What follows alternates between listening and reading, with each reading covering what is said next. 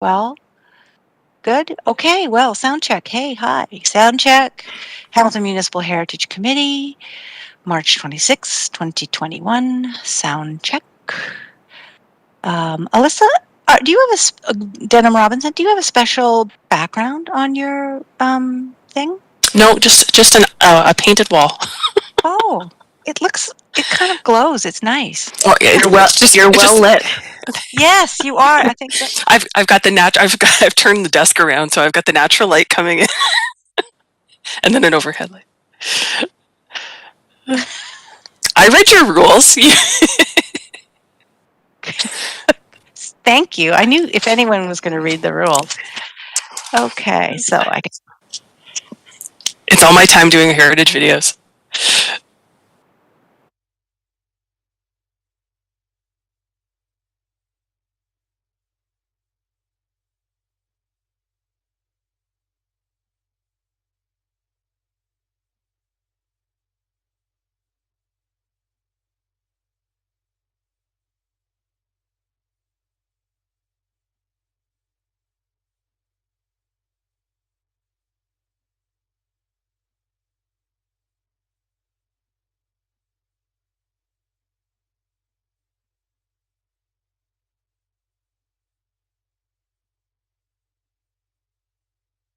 them and yeah, we're dancing.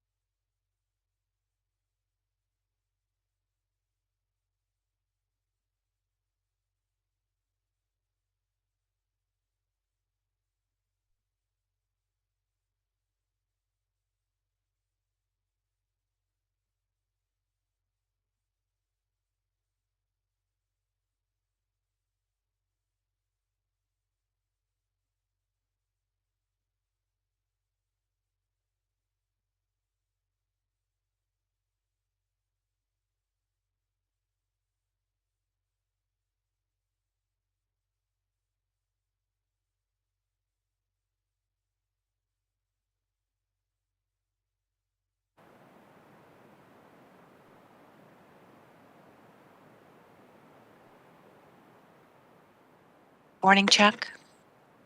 Good morning.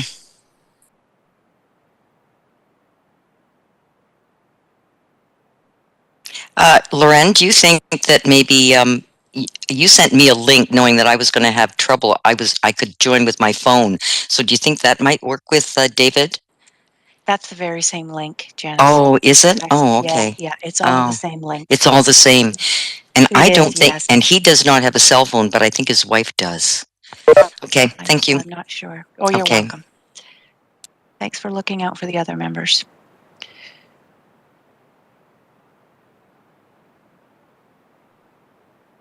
Right, I think Graham might have an update for us.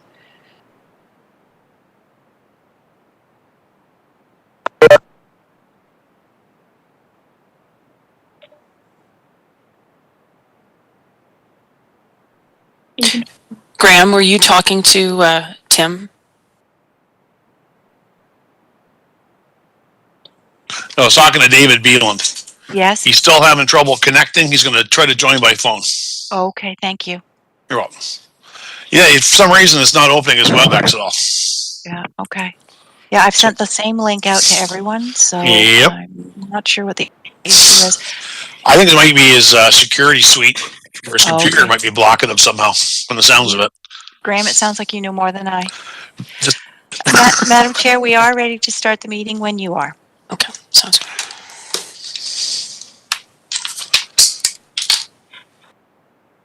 All right.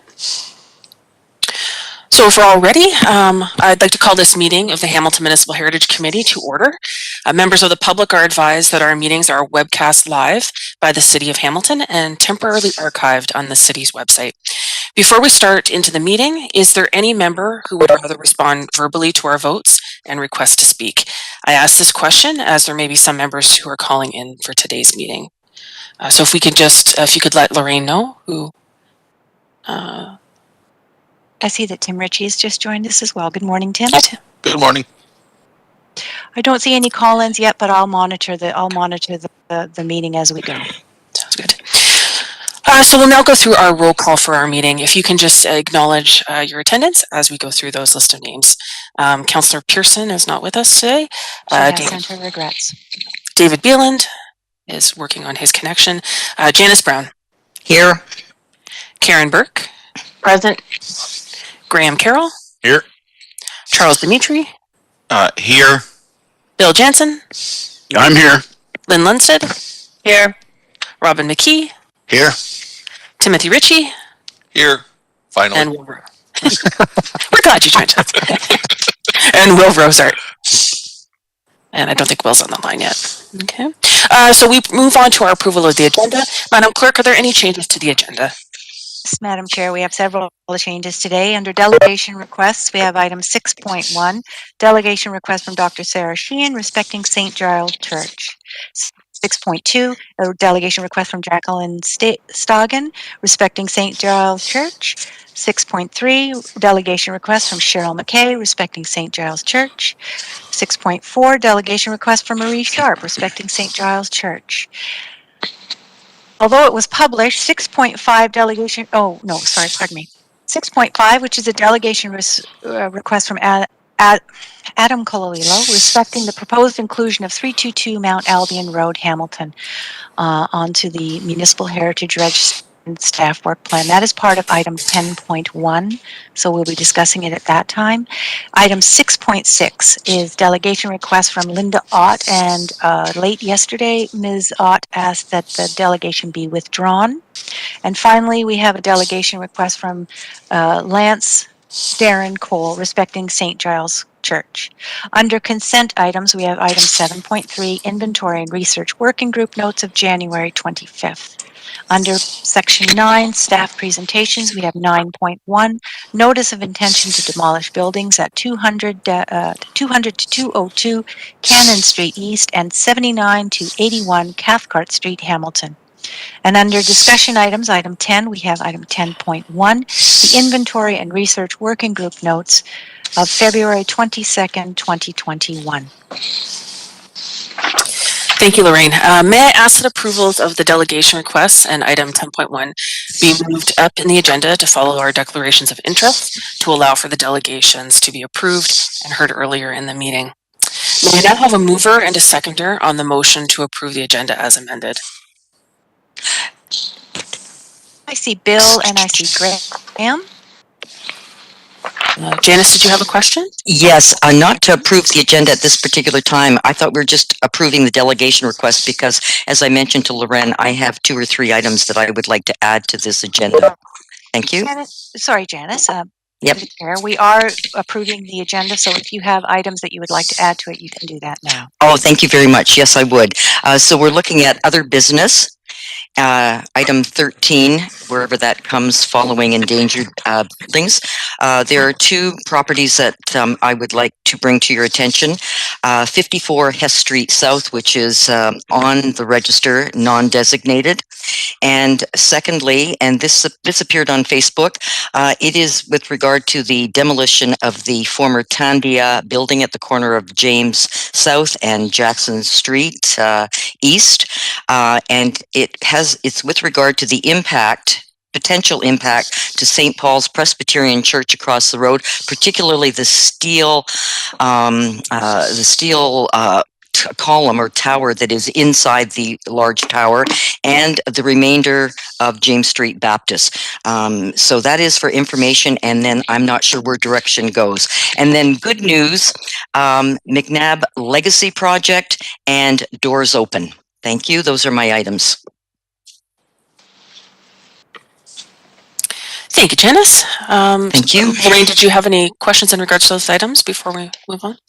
No, I've made some notes on that, and we'll discuss them later in the agenda. Okay. So, Janice, if we miss anything as we're going through, just raise your hand and let us know. Thank you. So we have our mover and our seconder. Is there anyone opposed to the agenda as amended? Madam Chair, if I may just interrupt one more time. I see that we've had someone call in, and I'm assuming it's David Billand, but David, can the caller identify themselves, please? Yes, it's David Bellin here. For some reason, I don't have a join link on this information, so I'm calling in. I'm going to see if I can go through the system. Okay, David, we can hear you. So I think, as far as we're concerned, that's fine with us. You're in the meeting. Okay, very good. Thank you. I can hear everything fine. Great. All right. So with no one opposed, that item is carried. We'll now move on to our declarations of interest. Are there any declarations today? Seeing none, we'll move on to our delegation requests. So we have before us our delegation requests for today's meeting, item 6.1 to 6.7. May I have a mover and a seconder to approve the delegations? I see Graham and I see Janice. Okay. Are there any opposed? Seeing none, we have received our delegations. Thank you. Okay. So before we begin to hear our delegates, I'd like to remind members that the questions to the delegates are for clarification purposes only and not to conduct debate. I will also remind our delegates that they have 5 minutes to present. So I would first like to welcome Dr. Sarah Sheehan, who will be speaking in regards to St. Giles. Dr. Sheehan, can you hear us? I can, thank you. I was just having some trouble sharing my screen earlier, so let me see.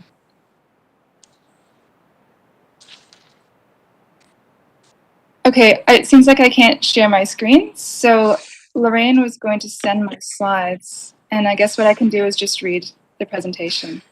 Is that all right? Lorraine, is it possible for you to share the slides? Okay, let's see if I can do that. It's not that I can't do that, it just impacts my view. So give me one moment, please. Let's see if I can. Here they are.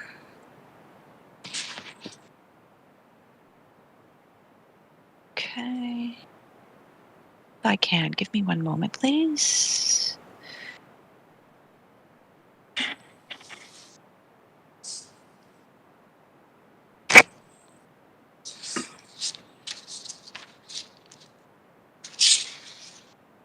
And there we are. Go ahead, Dr. Sheehan.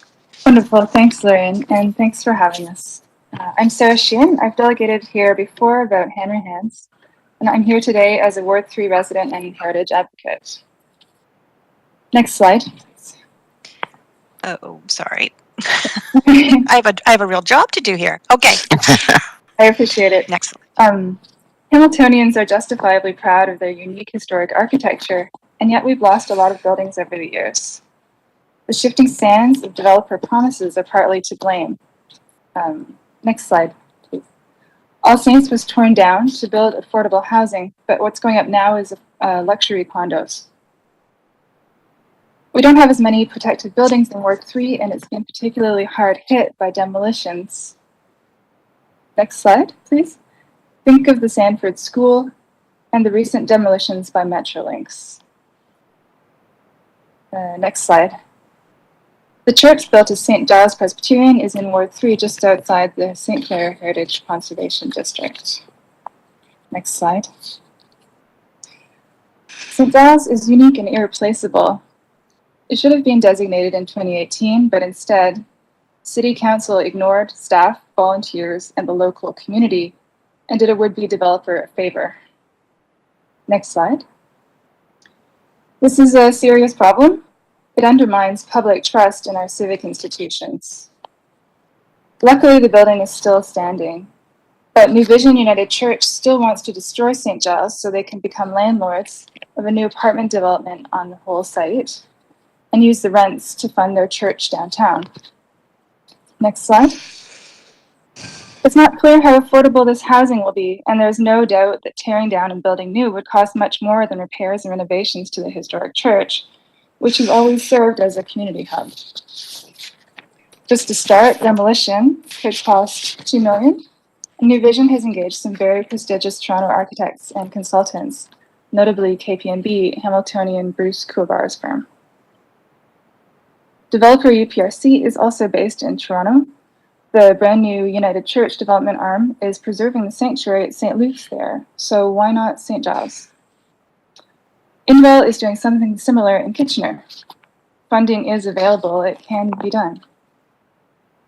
The ACO's Shannon Kyles has also pointed out there's also the question of back taxes owed. Next slide.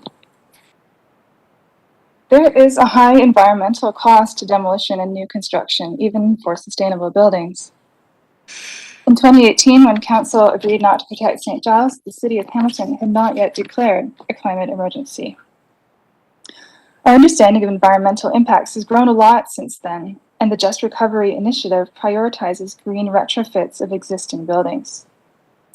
In her TED Talk, sustainability expert Jennifer O'Connor makes an environmental case for why we should keep old buildings around longer and construct fewer new ones.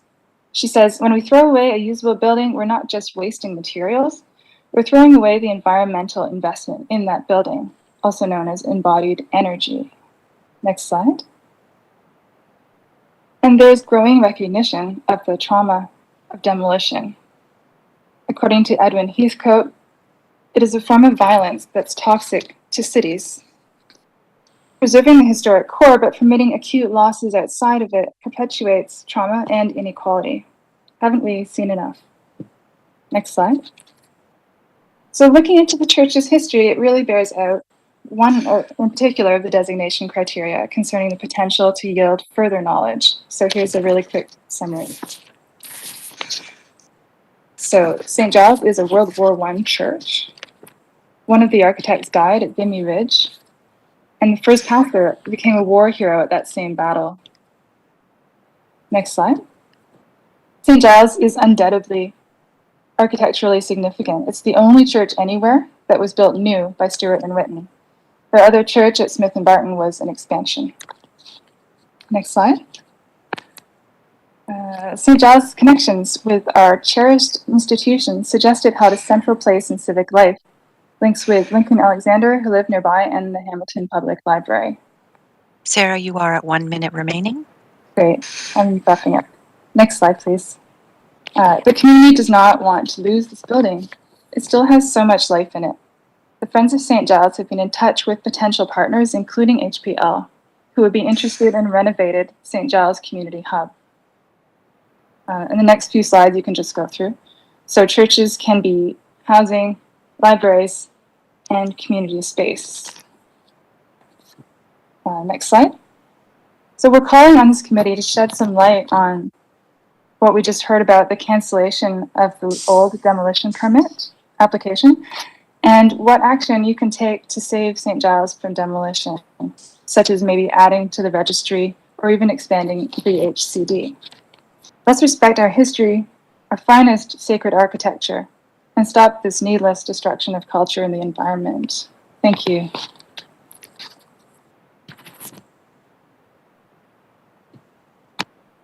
Thank you, Sarah. Are there any questions for our delegate? Janice, and I see Graham on the list. Quickly, it's just, I don't know if I heard properly. You have such a beautiful, soft voice. Cancellation of the old demolition permit. Could you explain further, or did I hear that incorrectly? Thank you. Janice, I think Alyssa could probably illuminate that more. All I know is that that old demolition permit from 2018 was canceled at some point. Okay, thank you.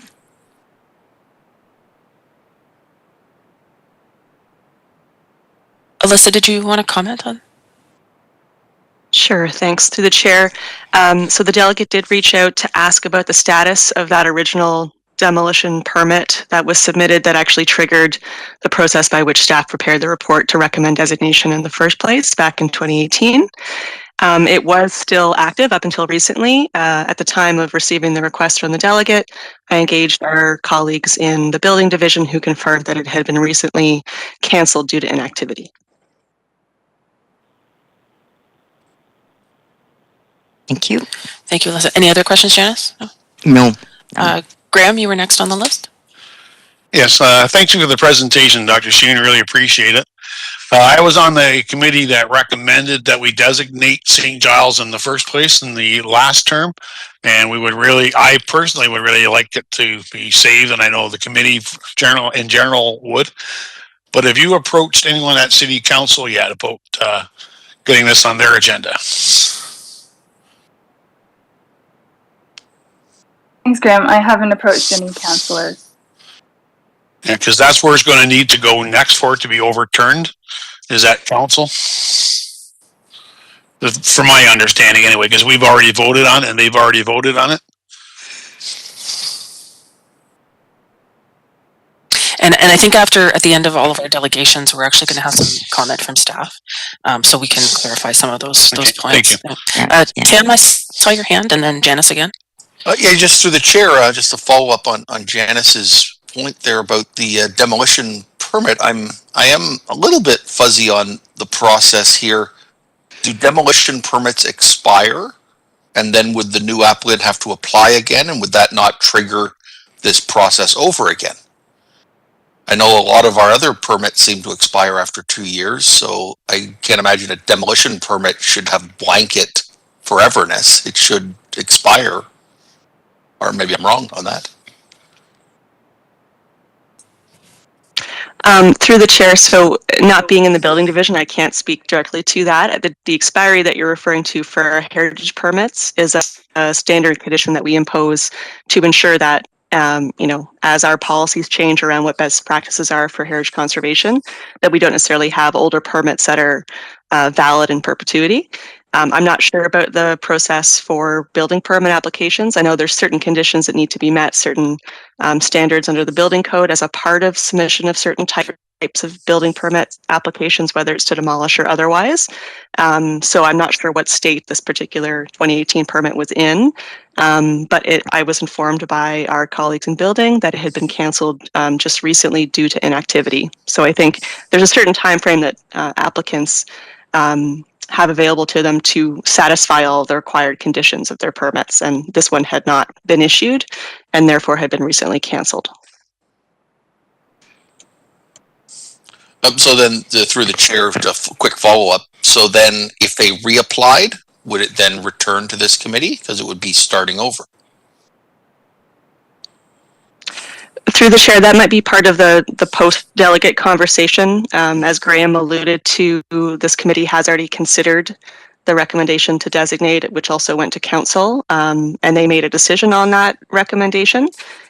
So I believe that would require a more detailed conversation following all the delegates. Janice, and then we have Chuck.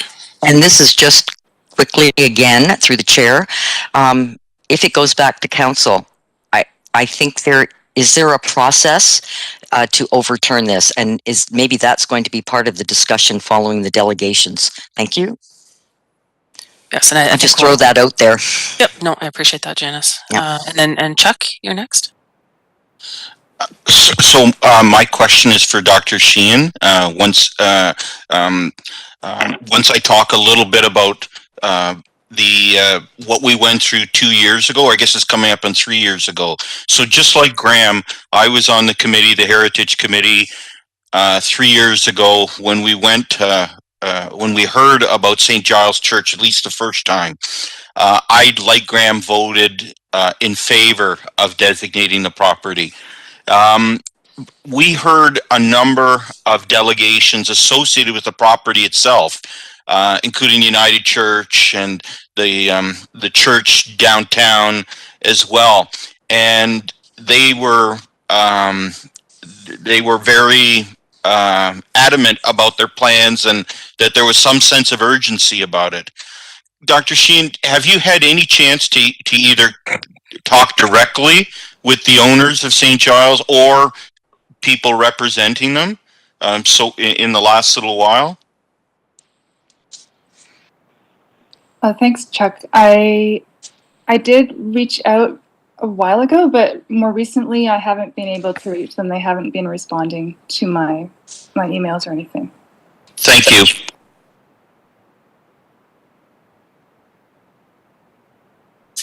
Okay. So if there are there any other questions for this delegate? If not, we'll move on to our next presenter. Seeing none. Thank you again, Dr. Sheehan, for your presentation. It was fantastic. Thank you. We now will call for Jacqueline Stajan. Jacqueline, are you there? Yes. Welcome to the meeting. Again, you have 5 minutes for your presentation. Okay, thank you very much for having us here. My name is Jacqueline Stagan. I'm a Ward 3 resident. I actually did do a petition and I submitted it, so it received 282 signatures. I submitted to Narinder Nan's office, the mayor, and the United Property Organization. So that's sort of what I've done so far. I've also reached out to New Vision and they did not respond back to me. So I'm here because I want to give, so it sounds like, so I'm just a resident of Ward 3. I'm just figuring this out as I go along.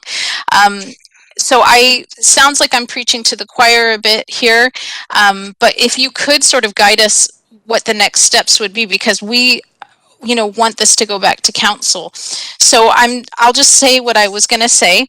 I want to give my support to the effort to save St. Giles Church and ask that it goes back to council for them to reconsider designation.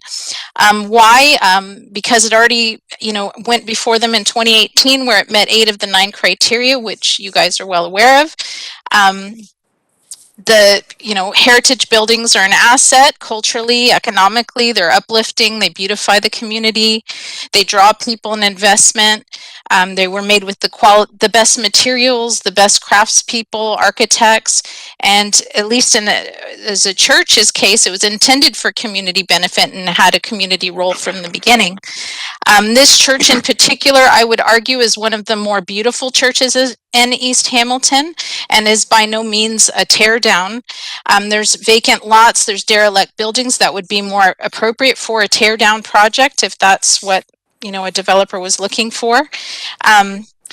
People are questioning the conclusions of the developer that preservation is not feasible, and I think we need a more independent assessment of that.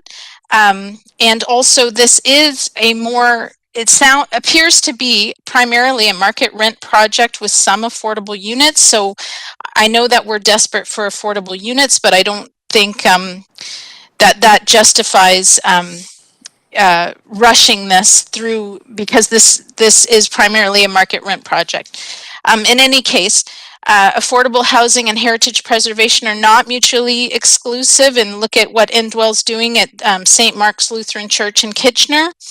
And in conclusion, both affordable housing and preservation benefit the community immensely and are not mutually exclusive. And I know I'm preaching to the choir a bit here. Thank you very much. And if you can help, push us in the correct direction to get this back to council, that would be very much appreciated. Thank you. And that's it. Thank you, Jacqueline. Again, thank you for that presentation. Do we have any questions of our delegate just in regards to the presentation? Again, we'll deal with process following all of the delegations because I think it's going to be a common question. I see Janice. Do we have any other questions? And Tim. So Janice, if you'd like to. Through the chair to Jacqueline, I think Graham said it loud and clear. I think it's really important that you have this very important conversation with your counselor because that's where it's going to go. So that's all I want to say. Thank you. Thanks.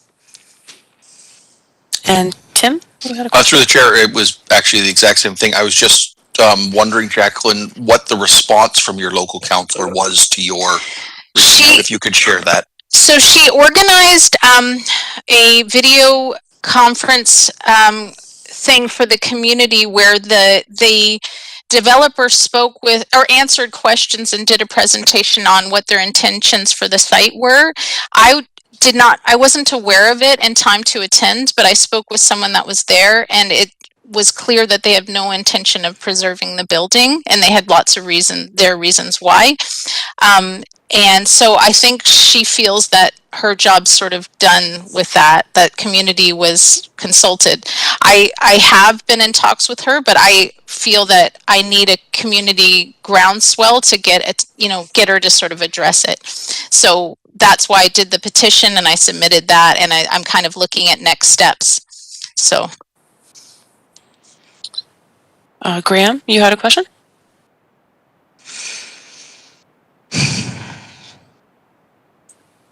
Graham, you're on. Graham, you're muted. Graham, you're muted. I gotta stop mute. Well, yeah.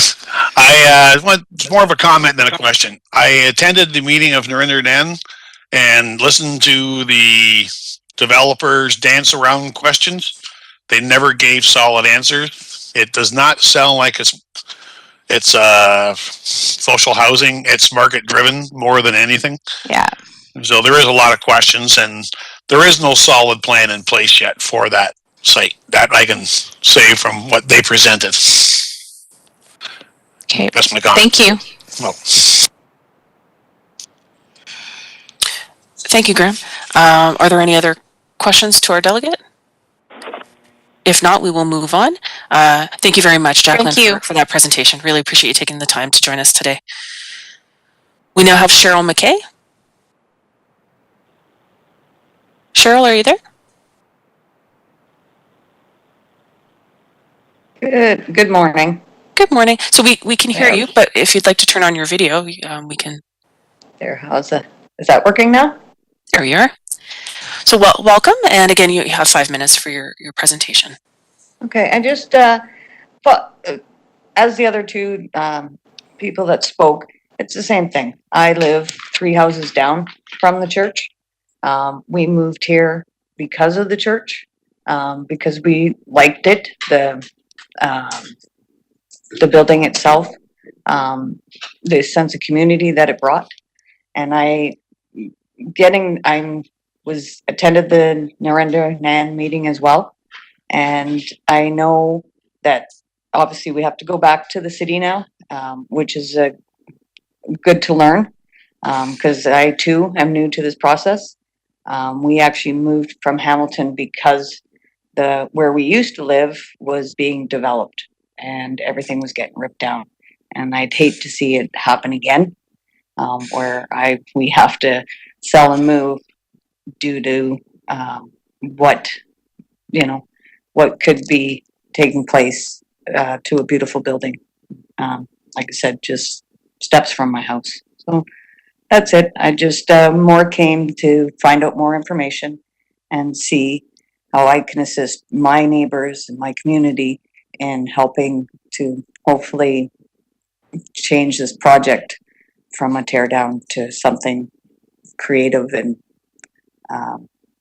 more community supported. That's all. No, that's great, and we're glad to see that the community is taking such an interest in the property. Do we have any questions for our delegate, for our speaker? Seeing none, thank you again, Cheryl. Really do appreciate you taking that time to speak with us today. And we'll move on to Marie Sharp. Marie?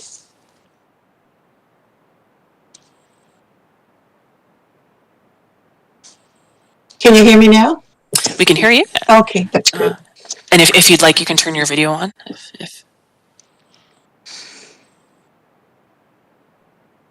Here I am. My name is Marie Sharp. I have been a resident of Houghton Avenue South for the past 50 years, living right across the street from St. Giles Church, and I'm also a former member. For many years, I had the privilege of enjoying the beauty and the majestic structure of this unique building. To me, it is the jewel of the crown of this neighborhood and creates a rich historic atmosphere in this established traditional neighborhood. The unique structure of St. Giles is a monument to the past 107 years and rich in history, not just for fallen soldiers of World War I and II, once members of the church, but other notable members. Memorial plaques honoring these brave soldiers have since been removed. St. Giles was the hub of this community, and I witnessed many activities and organization using this facility. It was busy and a thriving congregation. To now demolish St. Giles to make way for multiple housing units would change the neighborhood demographic, not to mention the upheaval and providing new infrastructure. It would be like ripping out a main artery in the heart of the city. The densification proposed will triple the population of this street between King and Main Street. This area is already congested with rental homes with little parking space for our existing residents. At times, it is beyond frustration. During the festive season and on special occasions, our residents use the St. Giles parking lot for overflow guest parking. Winter storms present the biggest challenge for traffic movement. I might add that since the closure of St. Giles, the maintenance of the church ground during summer months has been disappointing. At times, the grass would grow as high as 2 feet. There was a lack of communication of the upkeep of this property. The city workers had to cut the grass. I believe that St. Giles can be repurposed and revitalized with an easy access to a satellite library in this area or even a community center, just to name a few examples, with additional living space as well as green space for people to enjoy. Individuals are not meant to be clustered in such close quarters. When the flyers were distributed a few days ago informing the area residents to help save St. Giles and designate it as a heritage building, we received a very enthusiastic and positive response from the neighborhood. We want to bring St. Giles back to its original glory in a purposeful way. What can the city of Hamilton do for us besides densification when green space is so desperately needed? Keeping existing trees in place would help, perhaps a garden for the children who are the future of the city. We can help create beautiful memories for this younger generation and lessen the stress which comes with densification. Our purpose as a committee, called Friends of St. Giles, is to preserve and respect the craftsmanship of the St. Giles building, not to tear it down. It is our belief to live in harmony with our neighbors and our environment. Thank you. Well said. Thank you, Marie. That was some wonderful comments. Do we have any questions for our delegate? I see Janice. Do we have any others to put into queue? Madam Chair, if I may interrupt, please, through the chair. I see that we have a new caller that's joined our meeting. Could you please identify yourself? And I believe your phone is muted. So if you can hear me.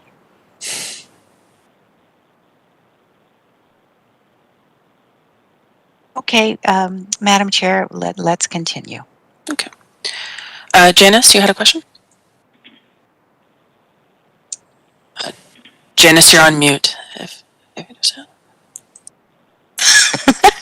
Sorry, I'm doing a Graham. Through the chair, to Marie, thank you. It was really good to hear your comments, particularly your long-term residency, 50 years, having seen such great history. And my question, you were there when 3 years ago in 2018. Did you have the opportunity to speak to the United Church Corporation and express these things? That's my question. Okay. In the past few years, it has been most frustrating dealing with the New Vision people. Oftentimes, my emails or my phone calls were disregarded. There was very little communication. In fact, I mentioned in my presentation that I had to call the city of Hamilton just to cut the grass. So as far as communication goes, it was very little, if at all. Thank you.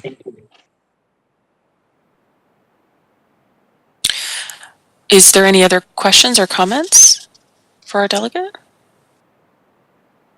If not, thank you very much, Marie, for that presentation, and we'll move on to our next delegate. Thank you. We have Lance Darren Cole. Lance, are you there?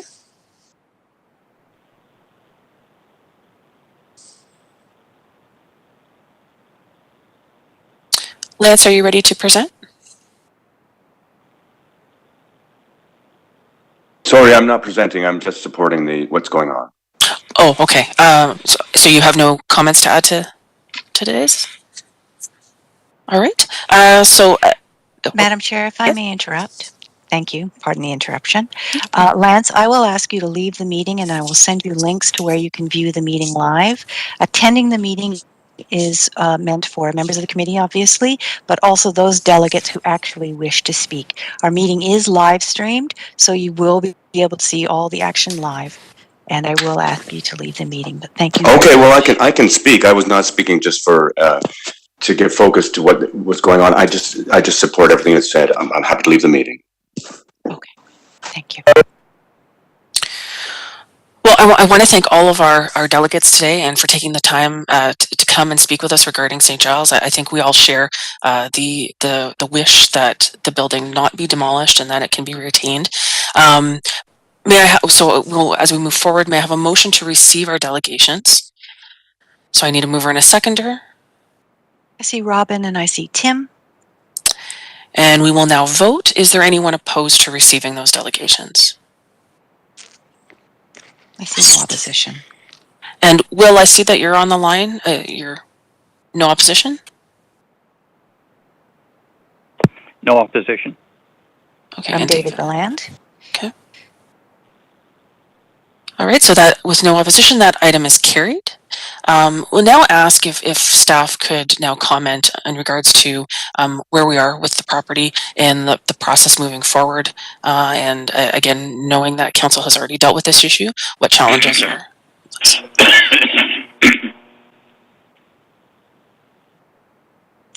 Madam Chair, I can speak to the procedural side of things, and I believe, Alyssa, do you want to go first? You can go ahead.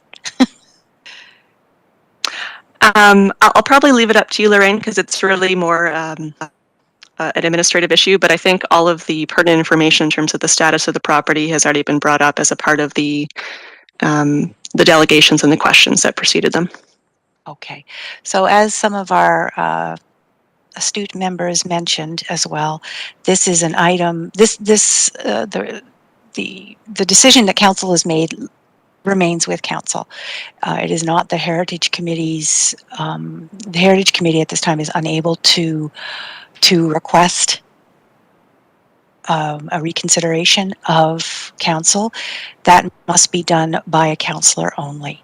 So as the other members have said to our delegates today, it would be best for them to reach out to a councillor if the wish is to have council itself reconsider the decision that they made on regarding St. Giles.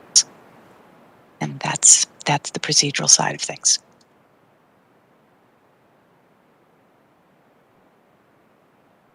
Okay. Now from committee members, I see Graham's has a question. Is there any other members that want to ask staff a question? So we'll have Graham first, and then I see Tim. Graham?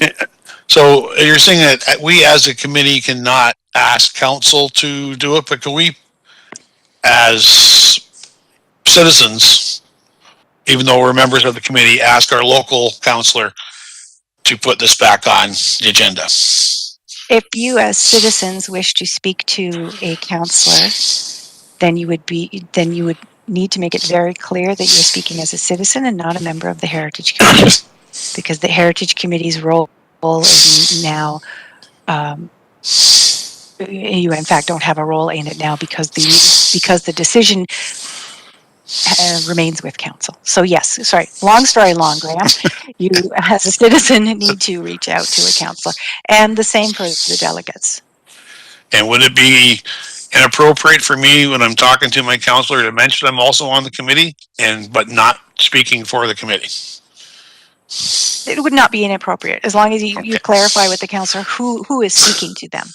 Yes. Okay, I just wanted to make sure I didn't overstep my bounds. No, absolutely. You'll be wearing your Graham Carroll hat and not the hat of a member of the I'll Heritage. go to him bearing baked goods. Tim, you're next, and then Janice. Right through the chair, I guess it is a procedural question. I am still curious about, I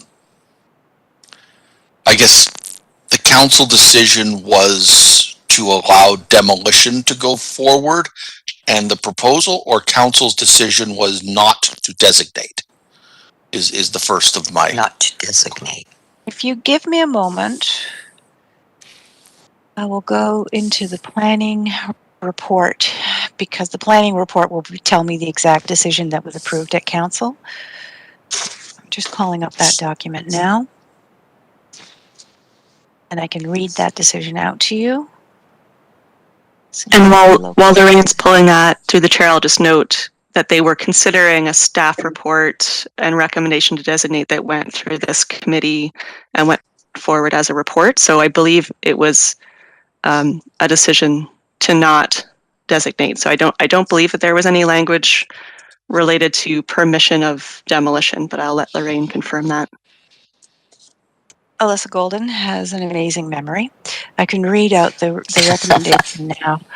That 679 Main Street East and 85 Holton Avenue South, Hamilton, former St. Giles United Church, not be designated as a property of cultural heritage value pursuant to the provisions of Part 4 of the Ontario Heritage Act. And the second part of the motion that was approved at planning and then at council, that the owners of St. Giles United Church be requested to work with the heritage staff to preserve in some form the history of the building at 679 Main Street East and 85 Holton Avenue South. Some preservation of the building. Was that the last part? Sorry, Lauren. That's okay. I know it's a lot. To preserve in some form the history of the building at 679 Main Street East and 85 Holton Avenue South. And if it helps, what I'll do is I'll throw this right into the chat so that you can read it right now.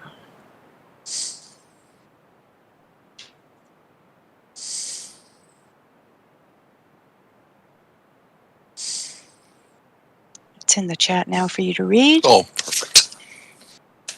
But it is exactly as I said. So again, this is the decision that council made, approved, and it is not within the purview of Heritage Committee to request a reversal or a reconsideration in the procedure using procedural language.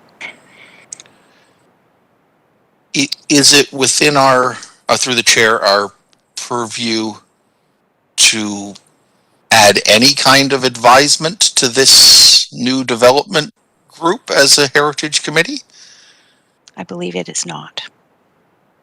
This property has nothing to do with this committee at all. Correct. That would clear up the recommendation that was approved at council is in council's hands. That is their decision, so it's no longer with the Heritage Committee. So these presentations today should have presented to council, not to us. Unfortunately, delegations cannot come to council, and also the same rule applies. A councillor must put forth a reconsideration motion. not a member of a committee, a citizen member, not a member of the public. It must be with a councillor. And through the chair, it wouldn't be appropriate for us to request the ward councillor to The come Heritage here Committee to advise. cannot do that.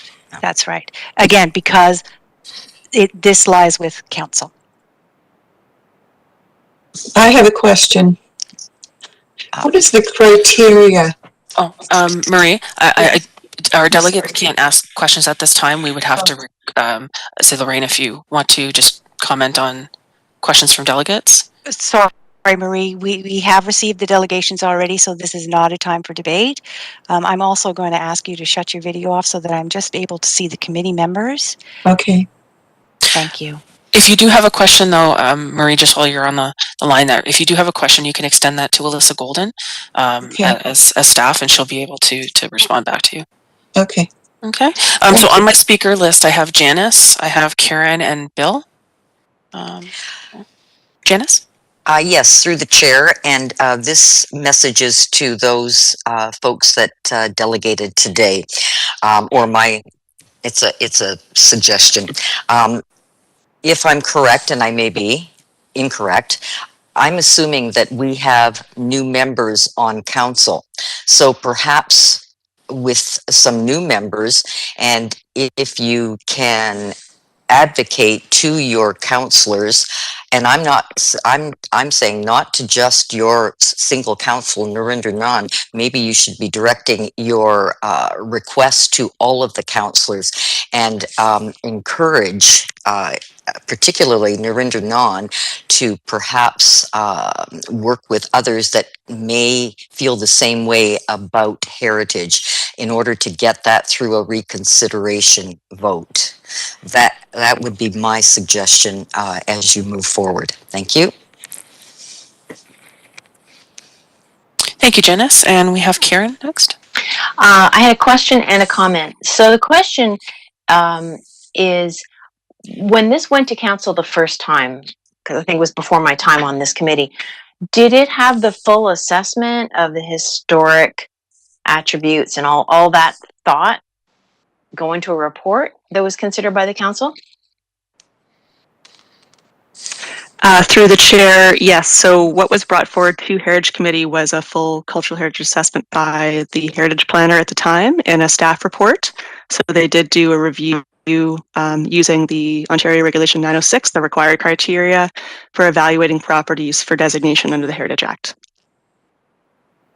Okay. Thank you, Alyssa. And then my second, just my comment is that in a previous discussion at this committee, I know that Maria, our council representative, did say that City Council doesn't necessarily look positively on reconsideration. So I would recommend as well that if people do want to speak to the councillors, that they make a real effort to put forward a compelling argument, because I guess in the past it hasn't gone well when a reconsideration was requested. Thank you. Thank you, Karen. And Bill, did you have a comment? Yeah, just a couple of questions on the procedure. I assume that a new demolition permit would be required to go back to council again. Is that correct?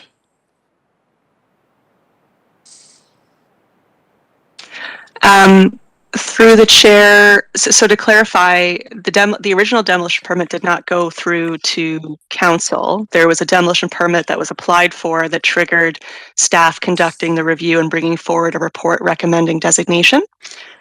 So any new building permit application, excuse me, related to demolition or otherwise would go through a standard OPC requirement review, not necessarily to council. So nothing would go back to council in the future on this. Just a question about reconsideration at council. To reconsider, the councillor has to bring the item up. Is it a councillor that originally voted on the matter, or can any councillor do that? And do you need a 2/3 majority or just a simple majority to reconsider? If I may, Bill. Yeah. You know your procedure. I've left for you in the chat as well, committee members, the the rationale for the process of reconsideration from the procedural bylaw. So if I can read it out to you, that at any standing committee meeting, after a matter has been decided by the standing committee, including both successful or failed motions, a member of the standing committee who voted in the majority may present a motion to reconsider the matter prior to adjournment of the meeting. The chair may ask a member of the standing committee to confirm that they voted in the majority. Motion to reconsider is decided, pardon me. A motion to reconsider a decided matter shall require the approval of at least 2/3 of the standing committee members present. No motion to reconsider may itself be the subject of a motion to reconsider. Debate on a motion to reconsider shall be confined to the reasons for or against the reconsideration. So yes, 2/3 majority, and it would have to be a councillor that I just said it, voted in the affirmative. Mm-hmm. So that is what the actual reconsideration takes. That's what you need for that. Thank you. You're welcome. And Madam Chair, I see there are more I questions. say that just added more. We have first-time speakers, Robin McKee, I believe. Yeah.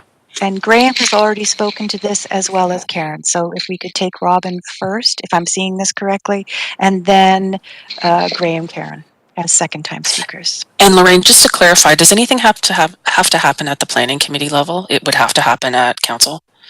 It would have to happen at council, because in the end, in 2018, it was council that approved through the planning report. All right. So we have Robin first, and then we'll have Graham and Karen. Robin, you're muted at the moment.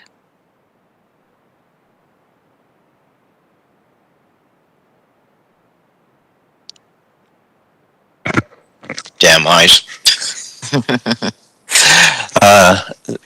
Thank you, Chair, and through the Chair.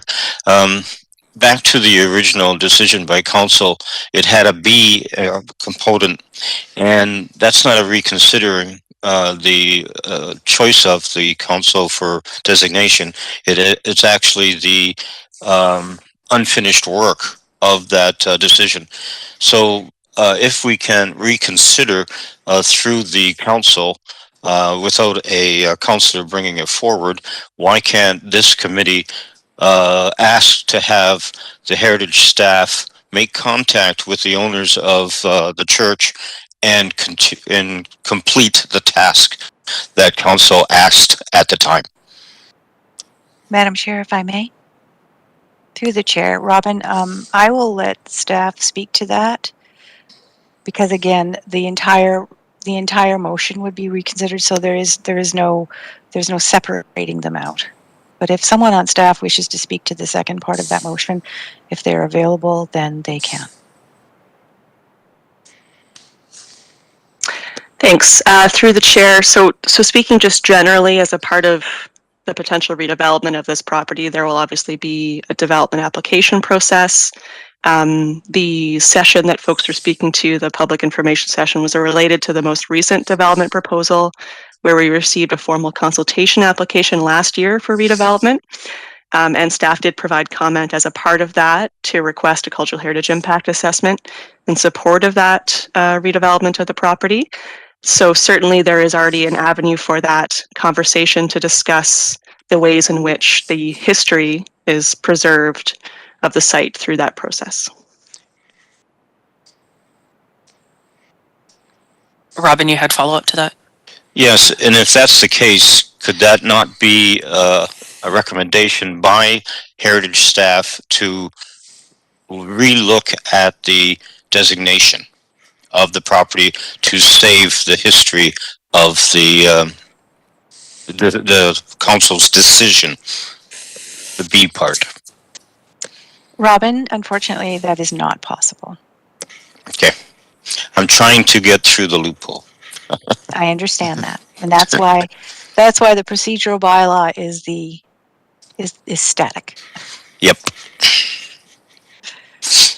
Graham, did you still have a follow-up question? Yes, it's back to Lorraine. So I'm reading this to mean that my counselor, who was not a member of the council at the time cannot ask for reconsideration. It would have to be a counselor that was present at the time that the motion was approved. That doesn't even make sense. Yeah, well, Danko's That not is getting part any of the big good procedure, sense. Janice, so I would appreciate it if you kept your commentary to yourself. Thank you. And Okay. had to be positive And on the it vote. had to be part of the majority. Yep. So I got to figure out who that will be. Thank you.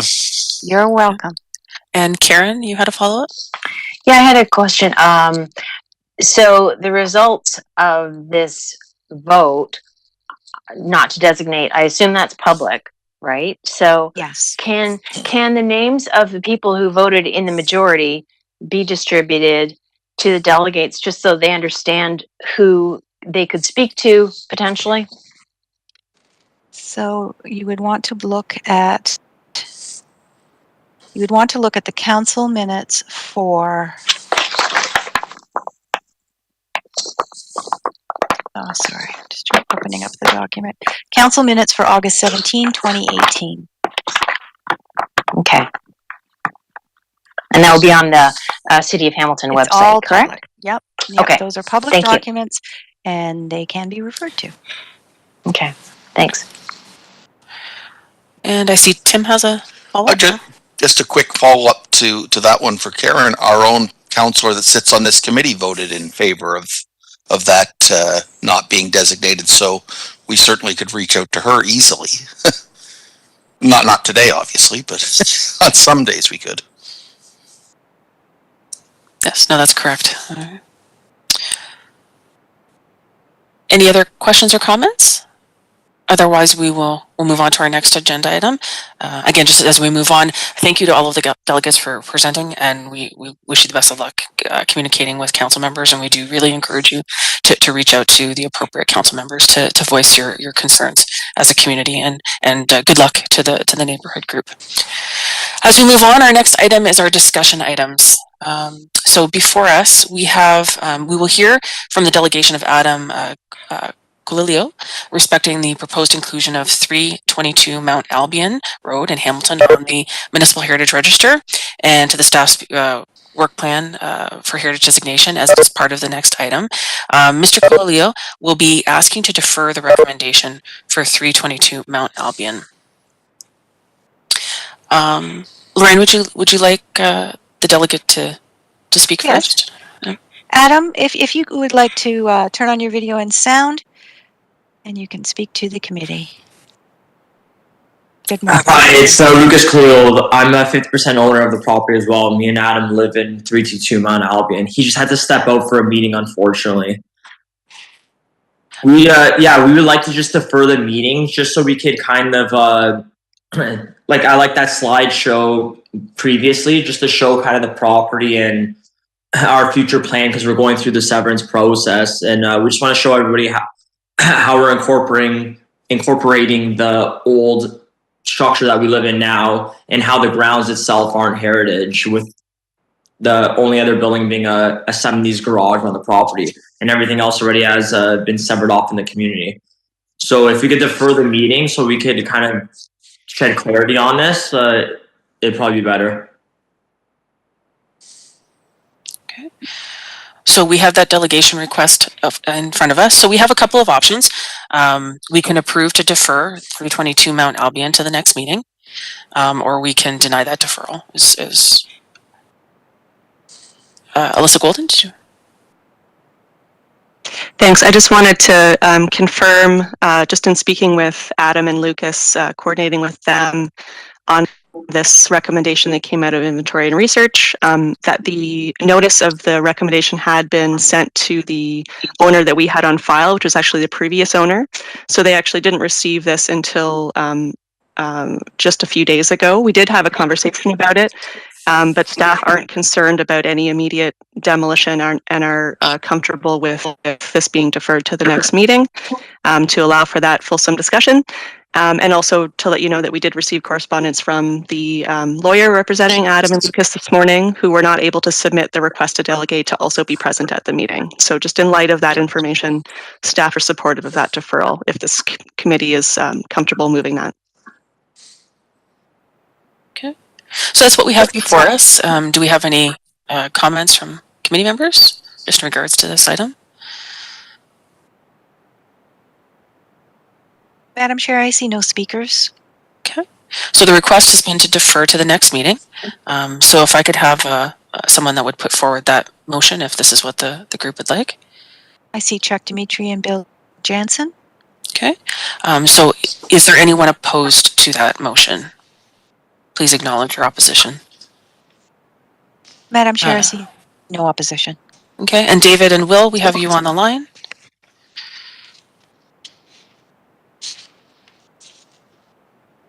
And no comment. Okay.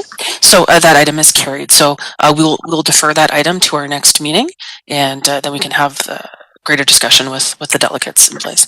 Okay, thank you, everybody, and I can leave the meeting now, correct? Yes, Luke, if I can just have one moment before you leave us. So if your lawyers wish to delegate to the next meeting, because your delegation has already been approved, so you don't have to redo that part. But if anyone else wishes to speak on your behalf or with you, they will need to send a delegation request. Yes, we will. The only reason we're doing that is because we're going through the next step of the LPAT, so they would just want to be present. Certainly. Okay, I will have them register, and then we'll be in touch through email. Thank you, everybody. Have a good day. Okay, thank you. Right. So we now move on to item 10.1, which is our Inventory and Research Working Group meeting notes from February 22nd, 2021. So in that meeting notes, we have a few recommendations that we want to review. So we have the recommendation, the Inventory and Research Working Group recommends that 48 Garner Road West in Ancaster be removed from the Municipal Heritage Register. We also have item B, which is the Inventory and Research Working Group recommends 322 Mount Albion Road be added to the municipal register. Now we've just discussed this item, and it will be moved to the next meeting. And then item C is the Inventory and Research Working Group recommends that 2299 Troy Road, Mount Carmel United Church be added to the municipal register. See Appendix B for supporting documents.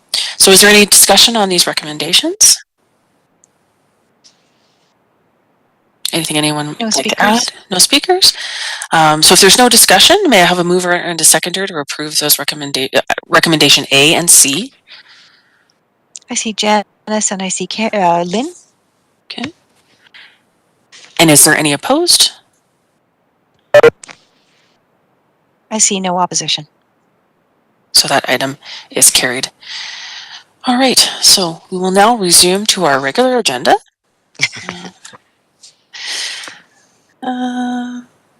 So it's our approval of minutes of the previous meeting. May I have a motion to approve the January 29th, 2021 minutes? So, mover and a seconder. And I see Bill.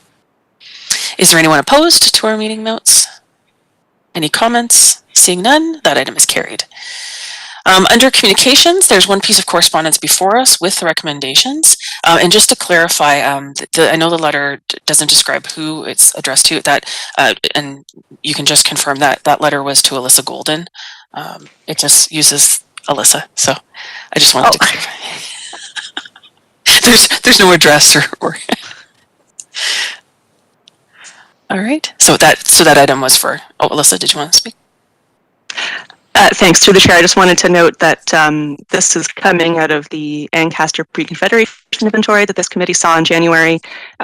This particular owner had received a notice, but not in time to delegate at the meeting. They are supportive of the recommendation. It's now added to the register and to the work plan to designate, and they're very excited about it.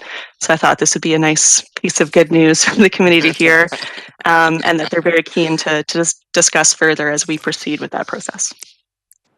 We like to hear good news. Yes, that's good. So may I have a mover and a seconder to approve the recommendations as. I see Janice and I see Tim. Okay. Any opposed? Seeing none, we will move on to our next item. We have our 5.1 is the correspondence. We have consent items as our next. Yes, Madam Chair. So we have consent items 7.1 to 7.3 before us. Are there any discussions? see no speakers. May I have a mover and a seconder to receive those items? I see Tim Ritchie and I see Lynn. Okay. Anyone opposed? Seeing none, that item is carried. And we... Madam Chair, we're moving on to staff presentations. Okay. And so under 9.1, we have a notice of intention to demolish buildings at 200 to 202 Cannon Street East and 79 to 81 Cathcart Street in Hamilton, PED 21078. So Alyssa Golden is here with a presentation for our next item. Thanks, Chair. So in front of you is a report recommending removal of the property at Cathcart and Cannon from the register. I do have a couple slides to just provide some information and images to assist with this, but just a high-level overview. The property was added to the register as a part of the Downtown Built Heritage Inventory Project. This recommendation to remove the property is to facilitate its demolition and redevelopment of the property, which is subject to a site plan application. As a part of this process, there was a cultural heritage impact assessment prepared that was reviewed by the Policy and Design Working Group at their July 13th, 2020 meeting, and as well a revised submission reviewed by them at the October 19th meeting. The working group noted, as is stated in the staff report, that the existing properties help maintain the character of the area, and that restoration or reuse of the existing building should be considered before new development. The applicant had noted some concerns around the existing buildings not necessarily being easily adaptable, and also some concern in terms of site soil quality and remediation issues. The applicant submitted an updated design concept with the new heritage impact assessment that simplified the design of the facade and was more in keeping with the character of the area. And ultimately, the demolition was supported by staff as a part of the site plan application. And the ward councillor has also been notified of the pending demolition. And I'm just going to show you a couple of images just for your context and information.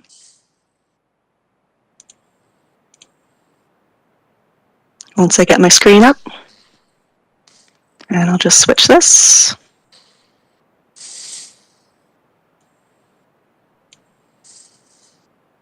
Hopefully you're just seeing my slide there.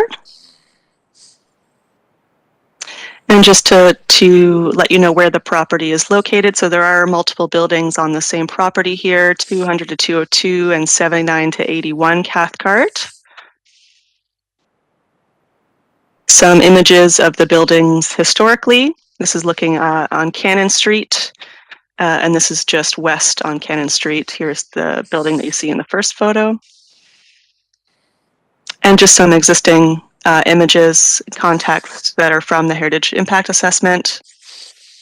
There's the same building here, and just the state of deterioration of the existing building. And then looking on Cannon Street to the right of this image, and Cathcart is to the left. And on the bottom image here on the slide is the view from Cathcart. So the portion, the white building to the right is what we're talking about here. And if anyone has any questions about the evaluation of the property, I'd be happy to speak to it. But essentially, the Heritage Impact Assessment determined that although there is some heritage interest, it was not sufficient to warrant designation to prevent its demolition. And those are the slides that I have prepared. I'd be happy to answer any questions the committee might have. Just close my slideshow here.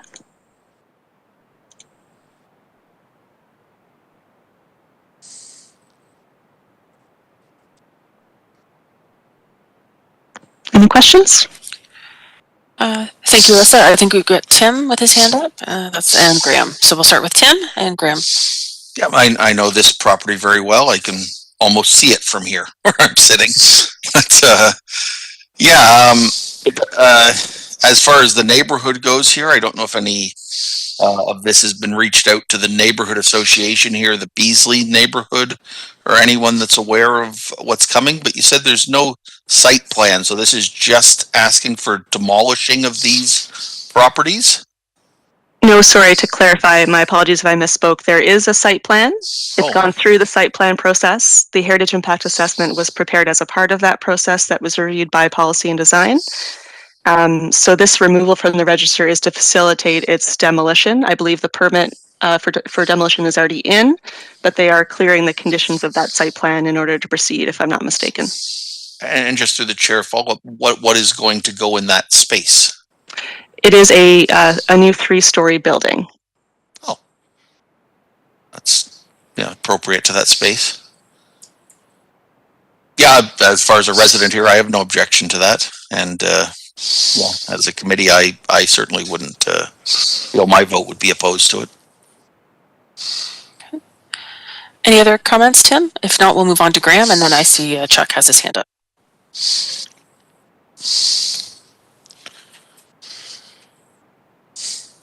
So through the chair, if I can offer a question, or is it okay if I ask it? I think Graham's first. Graham, are you?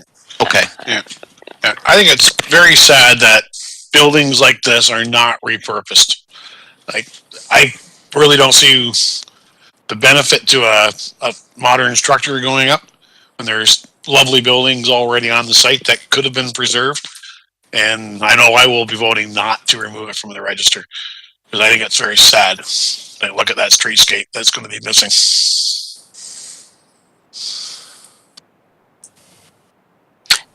Thanks, Graham. Is there any other comments you want to say? I think Alyssa wants to respond. Alyssa? Yeah, just to clarify, so the removal of this property from the register is really an administrative process. So the city has already received the notice of intention to demolish under the Ontario Heritage Act, and the redevelopment of the property has already been considered as a part of the site plan application. This is really an administrative process to remove the property from the register, which is intended to be demolished.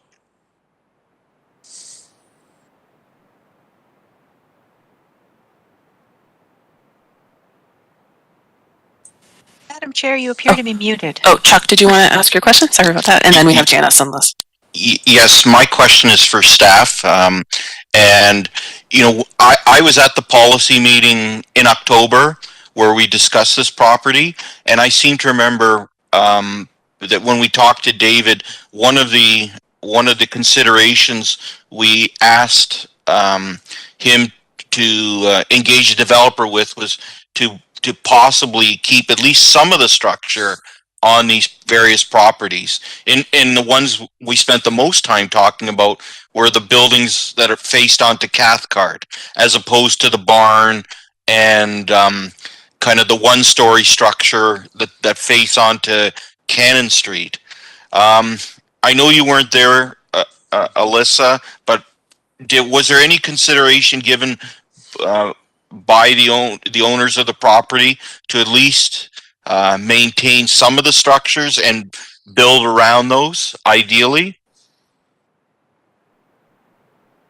Yeah, through the chair to Chuck, I do see noted in the report, as you mentioned, I wasn't the planner on file at the time, and I'm just following up with this recommendation for removal.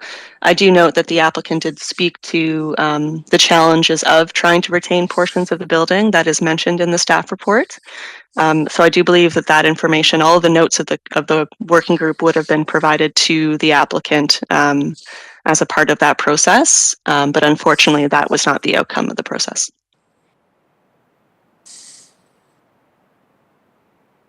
Thanks. Just a further comment, just like I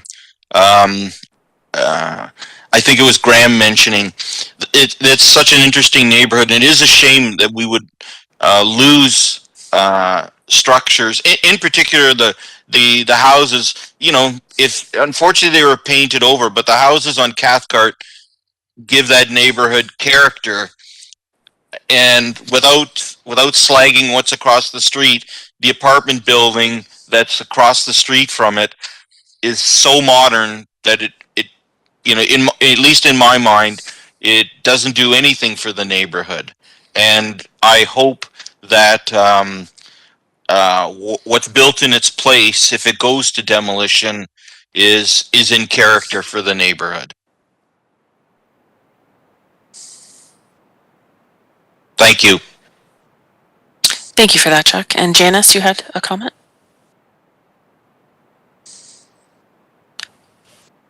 Janice, you're on mute. I'm sorry, through the chair to Alyssa. I put myself on mute because I don't want to say something that I shouldn't. Sorry about that, Lorraine. But this is through to I feel that, Alyssa. Janice. That's okay. Thank you.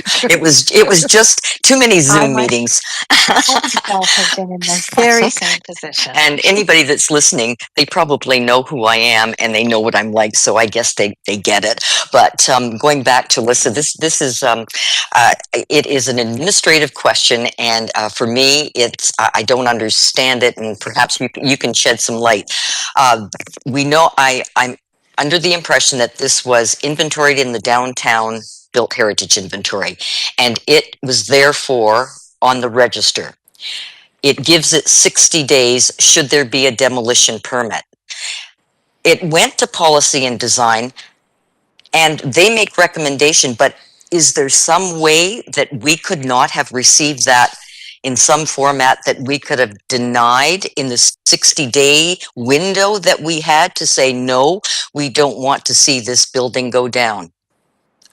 Does that make sense, Alyssa? Am I clear? Yeah, through the chair, and again, I'm filling in the gaps here. Oh, someone's audio is on. Oh, there we go. Looking through the report in terms of the timeline of sequence of events, the notice of intention to demolish was received in November of 2020. So the 60 days have already expired. This is a procedural process to remove the property from the register. Removing the property from the register is not required prior to demolition, but it is good practice to just knowing that it is intended to be demolished and that the proposed demolition has already been considered as a part of the site plan application and the committee of adjustment application. In terms of the larger question around procedurally receiving notices of intention to demolish properties on the register, there is no requirement to consult with Heritage Committee before a property is demolished after having received that notice. There is a requirement to consult before removing or adding a property to the register. In terms of our city process, we try to get those notices to this committee in a reasonable manner. You've seen a variety of ways in terms of reports and other ways in which you receive those notices. Us as a city having received notice of intention to demolish. In this case, that demolition was considered as part of the heritage impact assessment process and the site plan application. So tangentially, it would have been reviewed by policy and design and considered that way, although not formally received as a report up until this point. But this, we are looking at formalizing our register process beyond just the Heritage Act legislative requirements to see how we can improve the transparency around receiving notices of intention to demolish. But right now, we don't have a formal city policy or procedure as it relates to that process. Hopefully that answers your question. Yes, actually it does. And the last part is what was really important to me, that you're going to be looking at ways that we can improve this process with properties. And I'm just going to relay something. And we had an issue, some of you may recall, in the Durand, where 1 St. James, which was on the inventory, not designated, but it was on the register, sorry. And it was a huge issue. And from that time forward, what the association did is they touched base with the councillor. And at this point in time, anytime something is going to be demolished or it's going to change, that the building department flags that, and that information goes to the councillor and it goes to our association. So there's got to be ways that people can get heads up, because I know Beasley is extremely active, and I'm surprised that they would not have been, aware of that unless, that's not one of their priorities. So that's good news. And knowing that, I as a Durander and as Hamilton Municipal Heritage Committee, I really would like to see that in place, and I think that's positive, very positive. Thank you, Alyssa.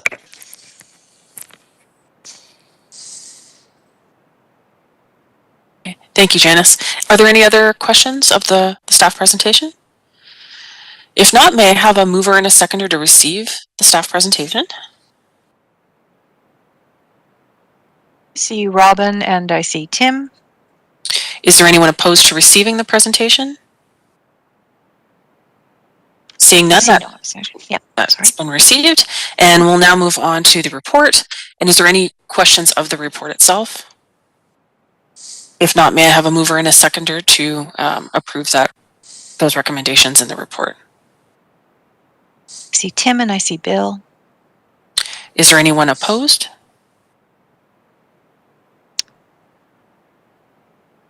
I have Graham marked as opposed. Okay. All right. And so that item is carried with one opposed. All right. So at this time, we'll move on to discuss our list of buildings and landscapes. So I understand that Karen has a property that she'd like to add to our buildings and landscapes. Karen, would you like to talk about that? Yes, thank you. So there's a new property for consideration. I'm going to give you some background on this. There was actually a news article circulated, but in case you didn't get a chance to look at it, I'm going to cover off basically what that said.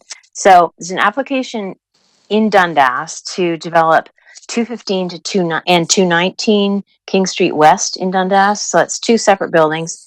And for those of you who don't know or who know a little bit about Dundas, it's directly across from the Armories, which is a very nice historic building. And it's not directly downtown. It's a little bit outside, but it's still on the main street of Dundas, and that's considered, I would say, the a key historic area of Dundas. It is this information came from the inventory working group, and I guess Graham fed into this as well, that the building, one of the two buildings, is actually potentially of historic interest. It's the one at 215. It was built around or before 1867, according to Graham. And so the inventory working group has asked the Dundas Museum to look into it and find out if there's any further information of interest for us to consider. The proposal is to build a 4-story building, 14-unit residential on that spot, and with 14 parking spaces. So it sounds like it would be complete demolishing and then rebuilding. It's currently zoned as neighborhood commercial, which means it should be commercial on the bottom and some residential on top. No more than 50% of floor space should be residential. So if this is going to go forward, it would require a zoning bylaw amendment. The property owner and consultants did meet with the city in January to discuss this proposal, and they, according to the newspaper, they have not filed anything further, no application, but they expect more information to come in April, the developers. So we'll have a little bit more insight into what their plans are in April. And so what we would propose right now is just to add this specifically 215 King West to the list of endangered buildings. And I can report monthly on any developments there. Any questions? Karen, would you be putting it on the red list? We just need to identify. Yes, absolutely. Thank you, Alyssa. It would be on the red list as something that is in imminent danger. Looks like there's definite activity happening now, so. Well, planning activity. There's not physical activity. It still looks the same. So, and if you take a look on Google Maps, it's a nice little building. It's a lovely, old, well-kept piece of architecture. So we have Karen putting that motion forward. Do we have a seconder to add that to the list? See Janice. Okay. So we have that. Anyone opposed? If not, we will add that to the list of buildings and landscapes. All right. Thank you. Okay. Thank you, Karen. All right. And Janice, at this time, did you have properties that you were wanting to add to our list before we get into our reports? Janice, you're on mute.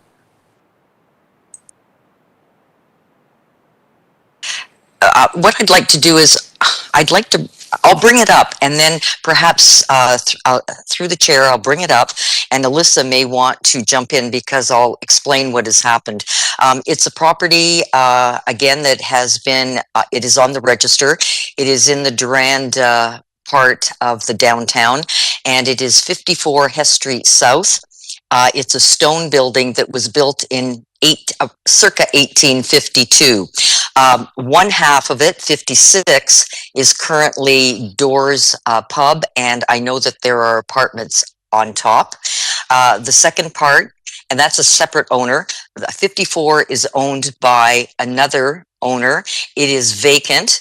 I checked with Alyssa Golden, and it is indeed on the city vacancy register. However, in walking by it several times, the ceiling on the front of the 54 is caving in. Obviously tough to see because the porch has been removed, so you really have to lean over the little bit of entranceway that's on that side. I asked Alyssa Golden to contact municipal law enforcement and take a look at that because it is in very poor shape as far as I'm concerned. So through the chair, Alyssa, if you could comment on that and whether or not this should be added to the list.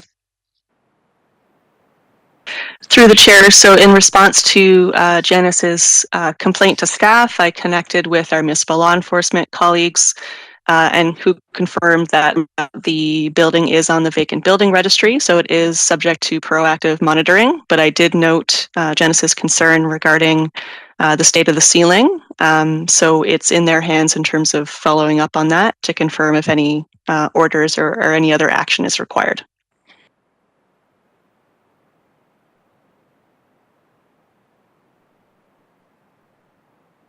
So if we were to put this on the list, I would be looking at yellow, or I would be considering waiting perhaps until our next meeting because I'd like to hear back from MLE before I think I do that. If anybody has any advice or suggestions, I am welcome to listing and doing. Thank you. Graham, I see your hand up. Yeah, I see no problem with adding it now in the yellow or the red, just so we know we should be keeping an eye on it as a committee, because it is a very attractive building. Be nice to save before it gets to the demolition by neglect stage. Tim? Oh, Tim, you're on mute. Oh, sorry, I was just supporting Graham's motion there. Do you want for yellow or red? We need to determine for Lorraine. I would like to see yellow, if that's okay. And the reason I say that is that a good portion, this property is on Hess, and the owner that has this particular property also has properties on Main West, the Victorians, and 2 on Queens South. It's called Southwest Crossings. A portion of that is under appeal right now at LPAT, as it is, I think it's listed as a cultural heritage landscape on the Downtown Built Heritage Inventory, if I'm not mistaken. And the concern is it's a huge piece of property. It's almost half a city block.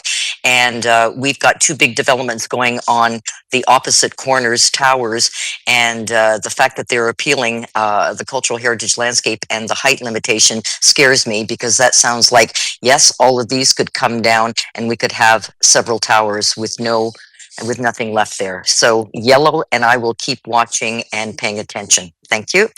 Okay, so we have the motion put forward. We have a mover and a seconder. Is there anyone opposed to adding this to our list of yellow? Okay. Madam Chair, if I might just interrupt for one moment for clarification. Absolutely. Janice, that's 54 Hess Street South. Thank you very much. Okay. And is there any other properties proposed for adding to our list before we go through our reports? If not, what I will do is I will go through the list and, well, actually, does anyone have any reports that they would like to make? That might be the easiest way to go through it, Graham. And we've got Karen. Is there any other members? We have Tim. So my speakers list is Graham, Karen, Tim. Robin, did you have your hand up? Yeah, Robin and Janice. Any other members wishing to make reports today? No? Okay, so we'll begin with Graham. If you can just make sure that you highlight which properties you're referring to. Lorraine can keep track of our notes. Okay. I'm going to refer to the Long and Bisbee building on Sanatorium. Drove by there again yesterday, and there's one window on the south side and 3 windows at ground level also on the, let me correct myself, 1 window ground level on the west side, 3 windows ground level on the south side that do not have wood over them, and they're accessible from the ground and weather can get in. I know they've been doing work at the building, but all equipment has been removed from the site. So they are not presently working on it. So they should be securing that building against weather and vagrants getting in for damage. And, I think Alyssa has a comment to that. Okay. Sorry, thanks through the chair. Just while you're on that, to let you know that we are working with the owners on a heritage permit application that might be coming forward to the next meeting related to the windows. So stay tuned for that. That might be related to what they're doing, but I'll certainly ask them about this issue in correspondence about that. And just that the property is currently subject to the notice of intention to designate, and we are hoping that the designation bylaw will be passed at the next council meeting on March 31st. That'd be good news. Yeah, just they uncovered the windows on the main level and a couple on the upper levels while they were doing work for ventilation and light purposes. But when they closed them back up again, these 4 windows were not closed back up. So there's no reason why they can't secure those, in my opinion. And I went by, I think it's 45 Forest, the well, of course, it's going through my head here. Rasker. Anyway, the housing is 45 Forest. It's a designated property, and the signage is still attached to the ornamental wrought iron railings. I wonder if anyone contacted them about that, whether it should have been there or not in the first place, as I reported the last meeting. Thank you.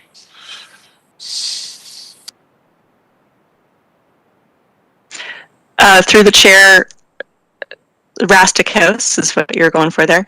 I'm not aware of the previous issue that was raised, so Graham, if you wouldn't mind connecting with me offline to let me know so I can pick up and see if David had taken any action on that before his departure. Okay. Graham, is there any other properties you're reporting? That's it? Okay. And so next on my speakers list is Karen. Thank you.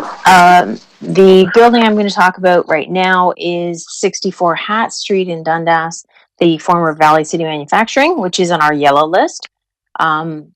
It's in our inventory, so it's not designated or on the register. And the city has received a proposal for 2 8-story residential buildings to be built on the site. So it is planned to be 8, well, what they were discussing, building 8 stories high above the existing heritage building. So it would stay, and it would be retained. There would also be a parking garage. So, and this backs onto Spencer Creek in Dundas. So there's some considerations they have to look into in terms of flooding and that sort of thing as well. So their intent is to maintain the original heritage building, which is very positive. And also that the new buildings would kind of step back from the original heritage. I haven't seen any plans, that hasn't been made public, but this report said that they would be stepped back from the original heritage. So maybe it wouldn't have such an impact on the look of it. And also retain the historic courtyard and the big chimney, which is there, which is a very distinctive part of Dundas. The city said that if the developers want to pursue this, it would need an official plan change and zoning bylaw amendments. And let's see. So I just wanted to mention this to the committee and alert you that there is still plans for development. I mean, the developers had planned on putting in restaurants and things like that a couple of years ago. That was presented to the community, and now this is a new development as well. So we'll see exactly. I guess we'll hear more from the city as time passes. There's nothing been made public yet. Any questions? Oh, Alyssa, sorry, not my place. Go ahead. Thanks. Sorry, through the chair. I'm not familiar with the article, but just to clarify, the property is listed on the register. So the properties are subject to Section 27 of the Heritage Act right now. And it also is on our work plan for designation. So certainly that, I see there is a formal consultation application. I'm not sure if that's underway. I haven't been involved in that, but I can certainly take a look in terms of where that is in the process. And for something like this, we would most likely be requiring a heritage impact assessment and to have that review undertaken. And given that it is on the work plan, as the committee is probably aware, the pending changes to the Ontario Heritage Act, there are also triggers in terms of prescribed events that will be forthcoming as a part of the Heritage Act where we would be initiating designation as a part of development applications. So I can certainly take a look in terms of how that applies to, although that Bill 108 has not in effect yet, just recognizing those changes are coming. Oh, I do see June Christie, our senior project manager, is on. I don't know if she wants to comment in terms of the application itself. I was just going to clear it up. There is an FC application on the property, and we've got it out for circulation right now. And so it should be reviewed in the next couple of weeks. And it is public. You're welcome to see the concept plan if you wish. Okay. Thank you. And you can find that on the Hamilton website? If you'd like, I can send it to the committee members through Alyssa after this meeting. That's good. Thank you. Thank you. That's all I had to say on it. Thank you. That's great. All right. And so next we have Tim. Oh, thank you through the chair. I was just looking up a few things. Only out of my properties, the only one that I needed a follow up on, it was something David was looking into, and it's right here in our neighborhood. It's the knitting mills. It seems we've gotten no response back at all from property standards, and the windows and door at the alley and property have been open for maybe a year now. Graffiti has covered the property all along the Cannon Street side and up the alley towards the school. I know at the last Beasley Neighborhood Association, the developer Harry Stinson came to that, and there was a bit of a heated exchange with some members about him opposing designation and any kind of restriction put on the property. So I'm getting a little bit scared for the future of the knitting mill in its, well, more than a little scared. I'm wondering, I imagine David didn't pass on any of the pictures or correspondence that I had with him that he was sending to Property Alyssa, but if you want, I can resend those photos and some current photos of the state of the mill, because my understanding was it was better for us to send it through this committee to property standards than me as a citizen. Yeah.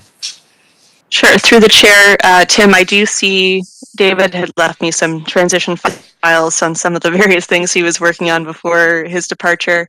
I do see that he had received an update from municipal law enforcement staff on mid-February. They had attended the site and there were some notes there. So there is some action being taken, but I can certainly follow up and see the state of the specific inquiries that you would raise. If you wouldn't mind sending me that correspondence offline, that would be great. Yeah.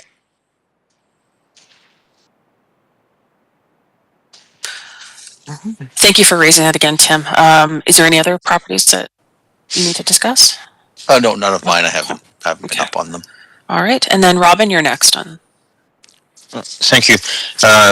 13.1 A IX, which is 9. That's 120 Park Street in Hamilton here. The windows are still not in place, so it's open to the elements, but the good news is a roof is now on it. I also want to talk about 13.1.A, and that is XIV, which is 14, and that's the Akmar Gatehouse. And I asked staff if a designation on the gatehouse would have any problems with the movement of the property to the Akmar estate. And I was informed that there is no problem with designating where it is in situ and then having it moved down the road, literally. And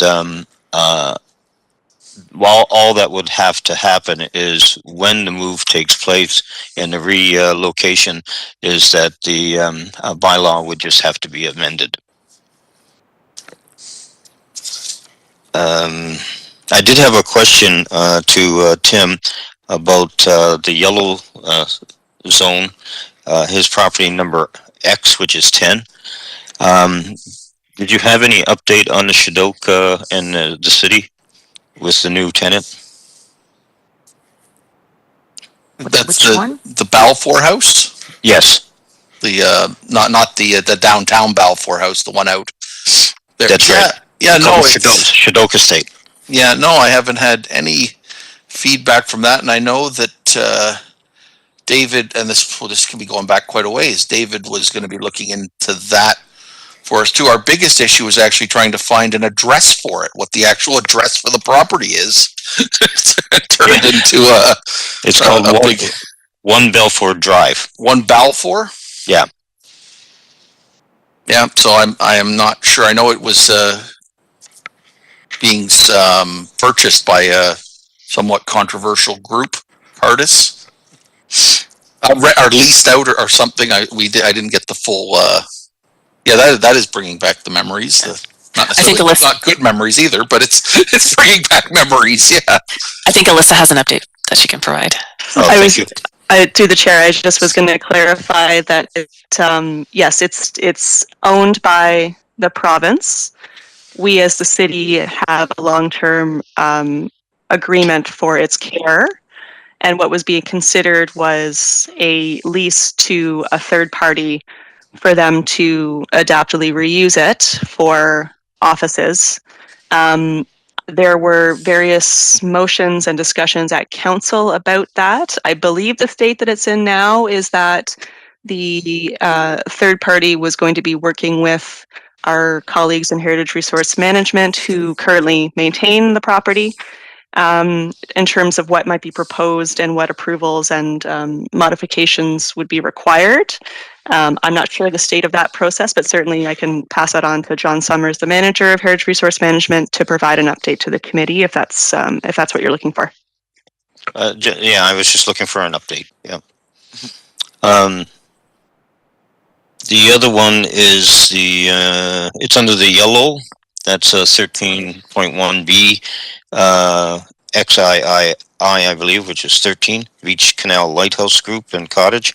That is moving forward very fast with the Fed that own the property. They want to transfer the ownership to the Hamilton Harbor Commission. It's also the Oshawa now, and before the end of the year. So that's very fast for them to transfer the property, where we've been trying to get it for at least 10. So that's very good news. Also 13.1.C, and it is number 2, which is II, the Akmar estate. We are still waiting for the city report on adapted reuse. So that's all I have. Thank you. Thank you, Robin. Alyssa, did you happen to have an update on the Ockmar report? Have you heard anything on the status of that? Through the chair, sorry, no, I don't have a off the top of my head, but similar to the other files, I'll let John Summers know and ask if there's an update he can provide. Okay. That would be great. Okay. And Janice, you were next on my list. Yes. Oh, good. I'm on. This is Endangered Buildings and Landscapes Red 13.1A, and it is XVI Television City. Some of the vines have been removed, but just being by there the other day, there are still most of the vines on this site. And the excuse 3 months ago was it was due to COVID. So I think they can't run with that anymore. And the other thing is, David was was to follow up on a municipal law enforcement report because the property certainly is being neglected. I reported to Alyssa Golden that an iron gate has gone missing. It just makes the place look abandoned and sad when you see something like that. So who stole it, how it came off, I have no idea. The other thing I'm going to indicate is that I'm not feeling particularly positive. A couple weeks ago, Brad Lamb, his development corporation was in the paper. He had developed some sort of rental units in Toronto, and in doing so, he had no building permits. And then he was going to evict the people. Well, then there was some heat, and he ended up finding places for them to stay. And the issue was that it was dangerous. There was the carbon monoxide things were not working. They were put in ridiculous places, and that never would have passed had there been a building permit. So not happy about Brad Lamb Developments. And that's the only one that I want to report on today. And if Alyssa can follow up for me on what MLE is doing and the vines, that would be terrific. Through the chair, so I did coordinate with Janice to let her know that David had reached out before he left. Municipal law enforcement had noted that they only removed part of the vines, and we're going to be following up to require the rest of the vines to be removed. Thank you. And Robin, you had your hand up. Yeah, just through you to Janice. What iron gate are you talking about? On the east side, Caroline Street. So if you're heading south, the walkway. The walkway that leads to the front door. Yeah, that's the one I'm talking about. Okay, thank you. Okay, you're welcome. Okay. Are there any other reports? David and Will, we have you on the line. Did you wish to report on any properties? None? Okay. Oh, Graham, you had your hand up? Yeah, this is not about any of our properties on the list, but I was wondering if anyone's been downtown lately and seen 59 and 61 King Street East, the former Duffy Zarla Singer buildings, and the wonderful work the property owner has done on restoring the facades of that facing to the south. It's well worth going by and taking a look. They've done awesome work. And if more property owners took pride of ownership like these people do, I know this is the same group that did the lofts on King's William. I did another project for which one it is offhand, but they've done some awesome work. Yeah, and they should be congratulated.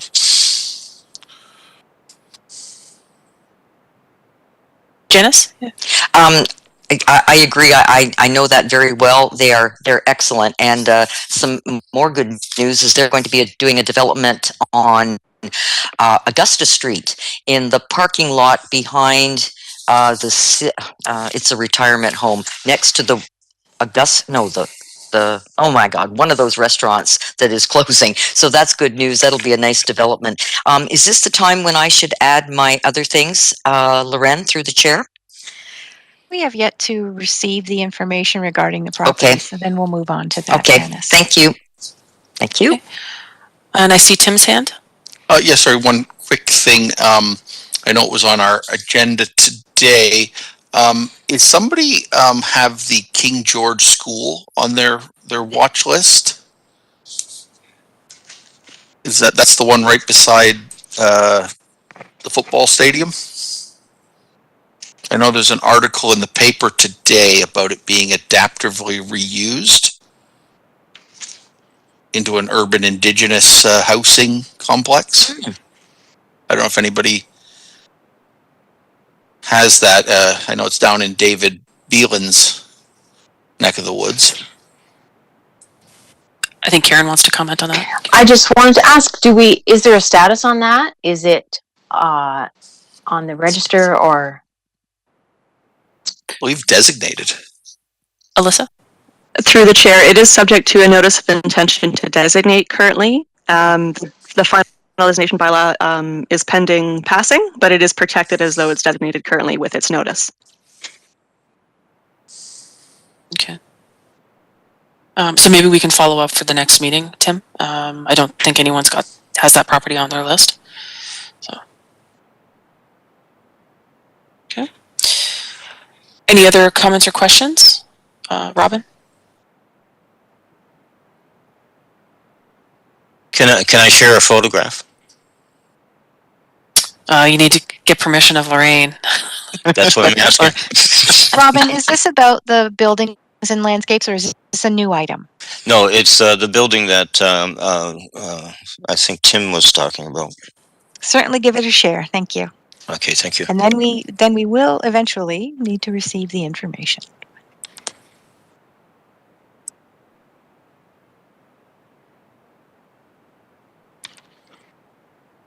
I can't seem to find it now. Okay, I'm sorry. Well, that's anticlimactic. Next meeting. Yes, next meeting. Through the chair, Robin, if you wish to share this photo, why don't you email it to me and I'll gladly share it with the group. That sounds like a good idea. All right. So if there's no other reports on our properties, let's have a motion to receive the reports. May I have a mover and a seconder?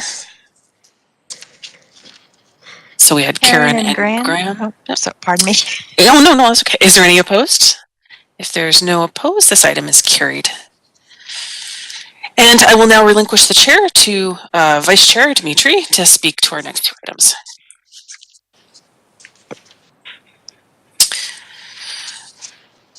So we have item 13.2 is our Heritage Recognition Awards update.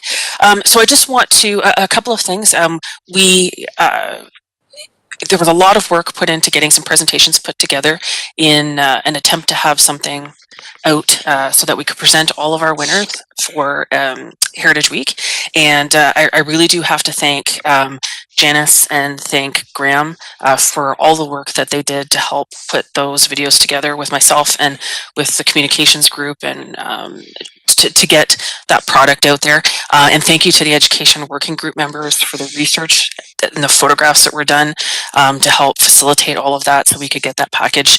And to thank you to staff that had helped us get that together. So we had some great feedback on the 4 videos that were produced, and we got the word out through social media, the city's Twitter account, and I even found out that it was on Cable 14 in 4 separate days. They had released our video, so we were getting as much publicity as we could, and we also sent all of that out through our own social media channels. So I know Graham was eagerly watching all of the views on our videos.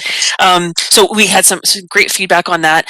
The award recipients that we did receive acknowledgement from, they're all very happy to receive the acknowledgement, and thank you to Chuck who facilitated reaching out to all of those award recipients. I know we still have some follow-up that we need to do, and we also need to prepare their final certificates and get those out to them. So do some social distance drop-offs of their certificates. But all in all, a very good year for our award winners, despite what we've had to deal with this past year.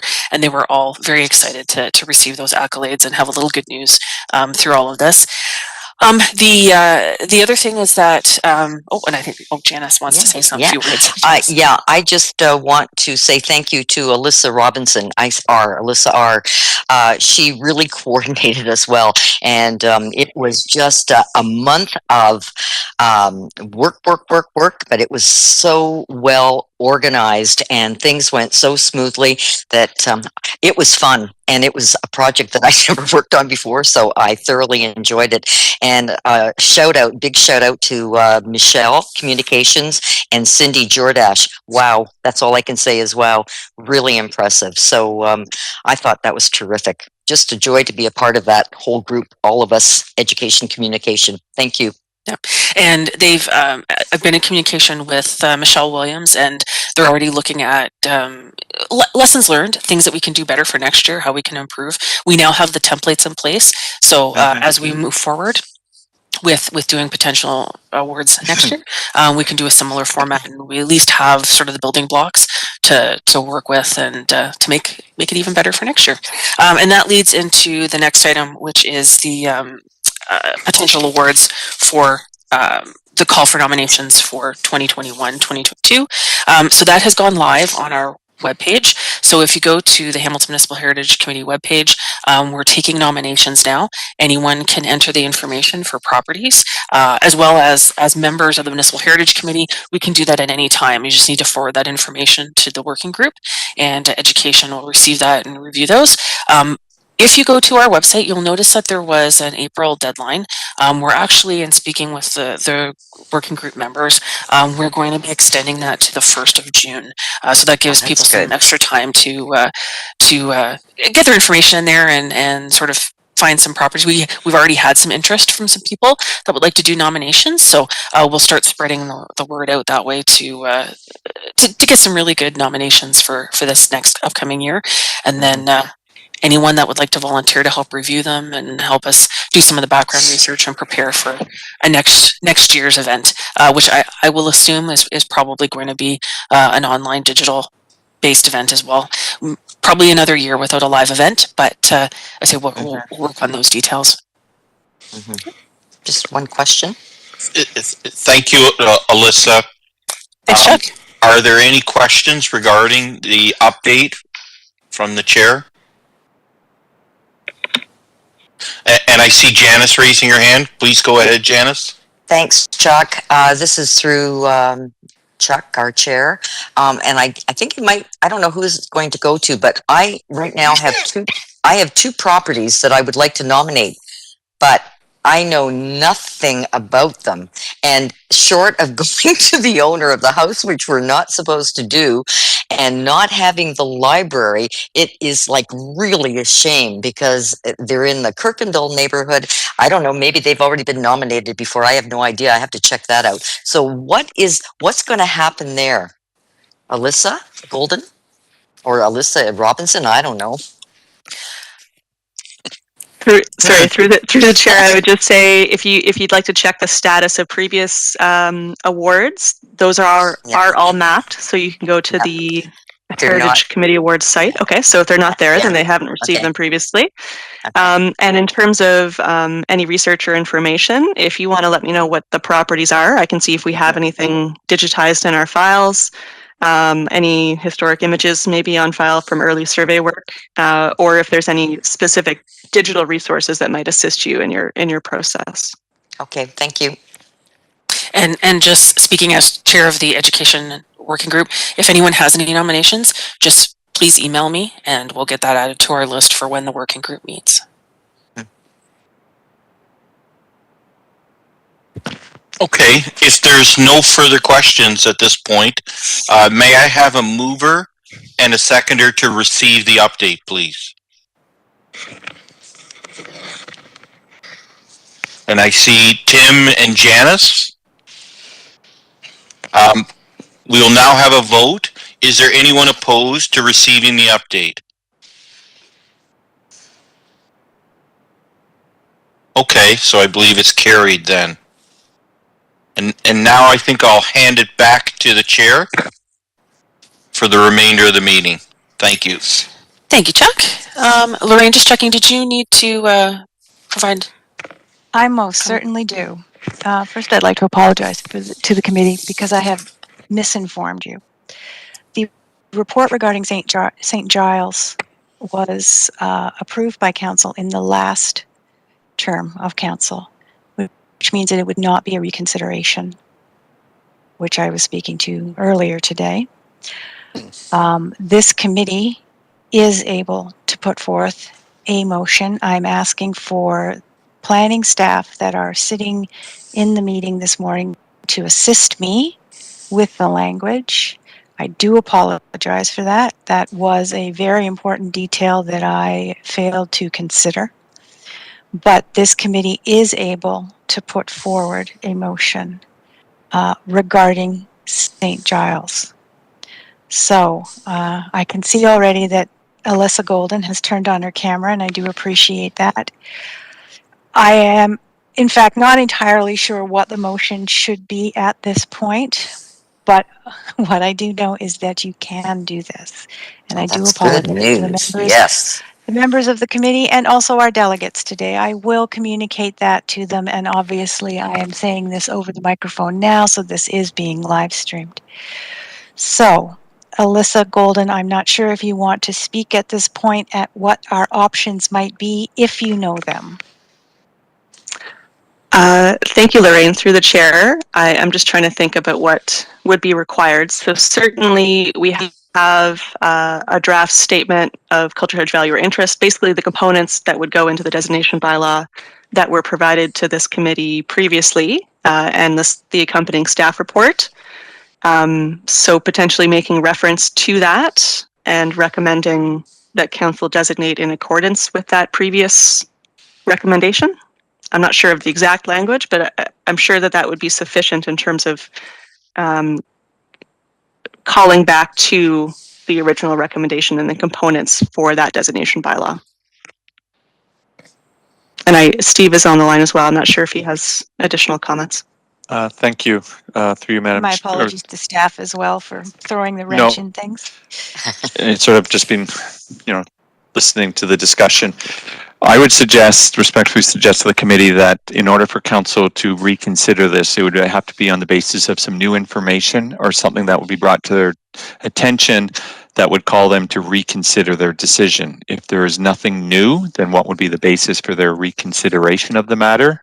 So that if there was some new information, circumstances have changed, some other consideration, that would then provide sort of that basis for them to consider reconsidering the decision not to proceed with the designation. The second, and then the other alternative might be simply for staff, if it is based on those delegations, and it may be easier than the committee can signal that they feel that this building is worthy of being preserved or protected from demolition.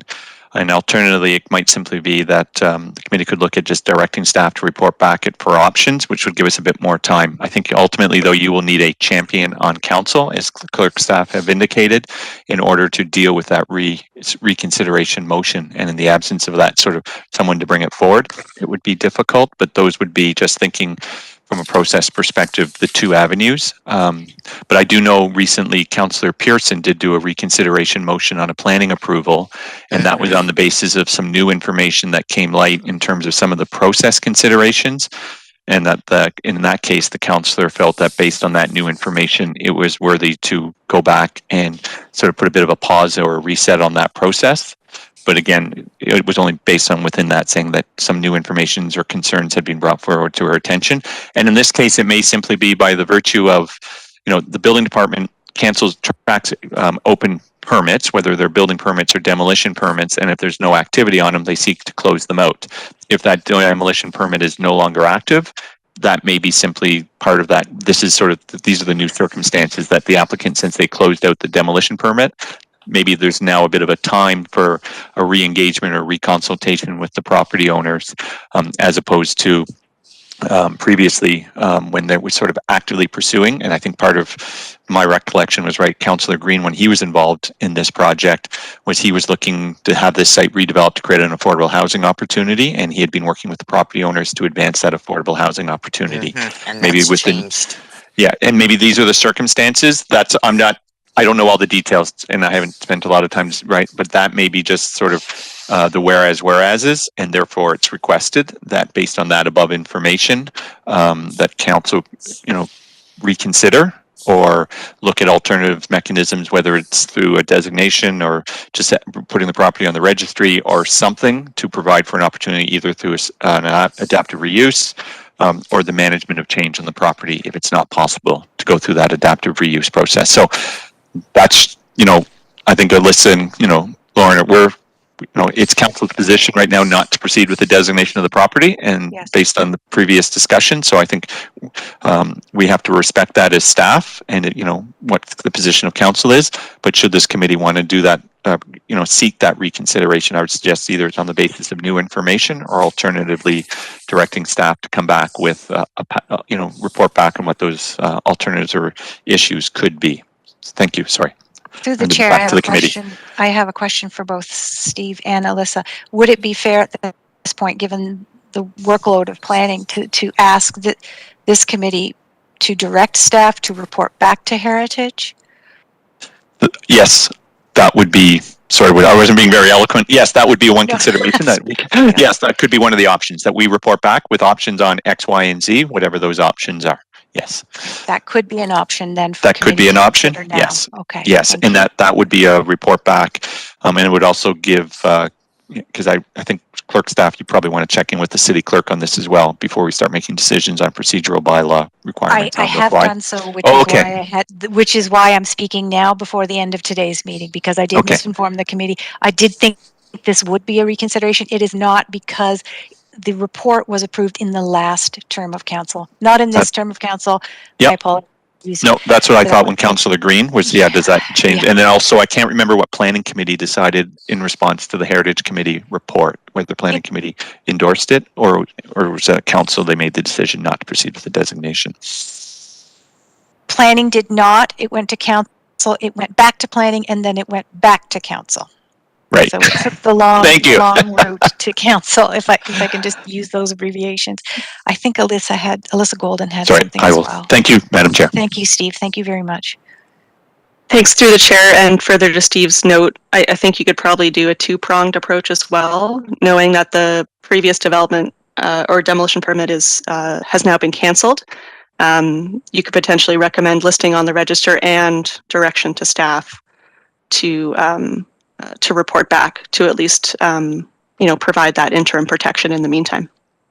And if I can just add, and further to the earlier conversation, I think it was Robin, you were asking what have we done in terms of liaising with the property owner. That could be part of that direction as well, that staff have follow-up conversations with the property owner, or the United Church has sort of created an arm's length group to help with the redevelopment of a lot of their surplus sites they have across Canada. And when they, so if you want to ask us, part of that direction is we can then reach out to that group or that their planning consultant that they've retained to assist with their redevelopment process for their multiple sites throughout the city of Hamilton and Southern Ontario. And we can report back as well if that is the will of committee. Thank you.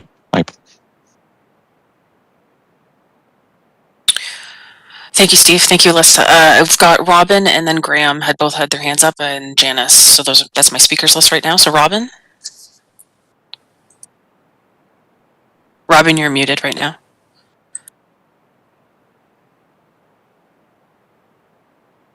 Thank you, Chair. That's good news, and that's what I was trying to get at when I posted that question about staff going back to getting the B part of the original direction fulfilled. And the idea is that there's multiple changes here. The designation could be reconsidered on the grounds of the demolition permit has lapsed. And what we heard today with the people, we have a groundswell that is also changed. We've had media connections with those neighborhood people, and there's actually a reconsideration of adapted reuse for the library. And so having all those changes in the last 2 years can go forward with a recommendation that it is a new designation to the council, and I find that encouraging. Thank you. Thank you, Robin. Graham?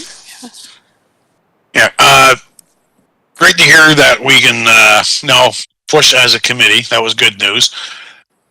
To get back to the part of the champion question, now that we've learned that we can ask, does that mean that the councillor did not have to vote in favor of or in favor against designation last time?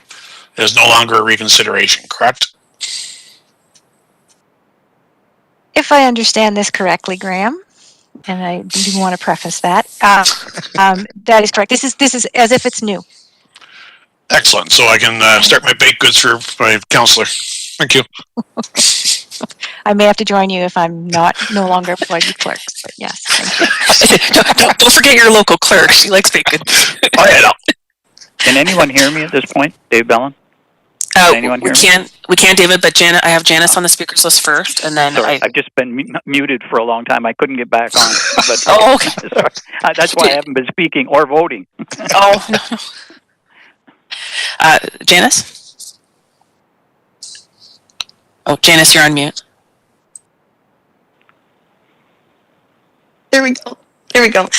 It is good news. However, I think I'm a bit nervous. I think this might be time sensitive. So I don't know how long it's going to take staff to come back with what we're suggesting, because in that time, another demolition permit could go forward. And if it just goes on the register, that means we only have 60 days. And as I recall, Alyssa Golden saying that staff are doing some work on trying to make things more transparent should something happen. Maybe because this is such a contentious issue now, that would be on the radar. It would be on everybody's radar. So those are my concerns, to make sure. And the other thing is, I guess, having to do with the community and the champion. We do know that Narinder Nan is for affordable housing, and if former Councillor Green wanted it and then it didn't happen, that could just be such a catalyst moving forward. Those are my comments. Question, whatever. Thank you. Thank you, Janice. David, did you have a comment or question you wanted to express? Gee, I'm so far behind. I don't. Oh, okay. I've missed so much here. I've been listening, but I couldn't get in to speak. On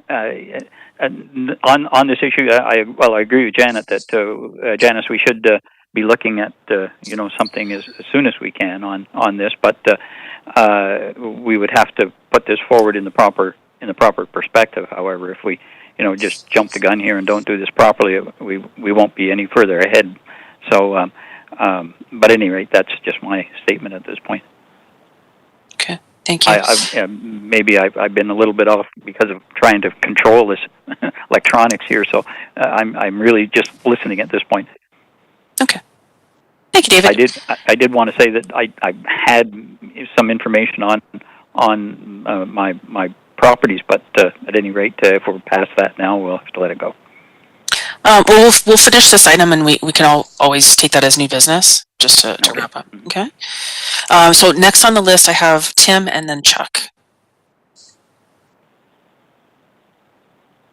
Tim, you're on. Are you on mute, Tim?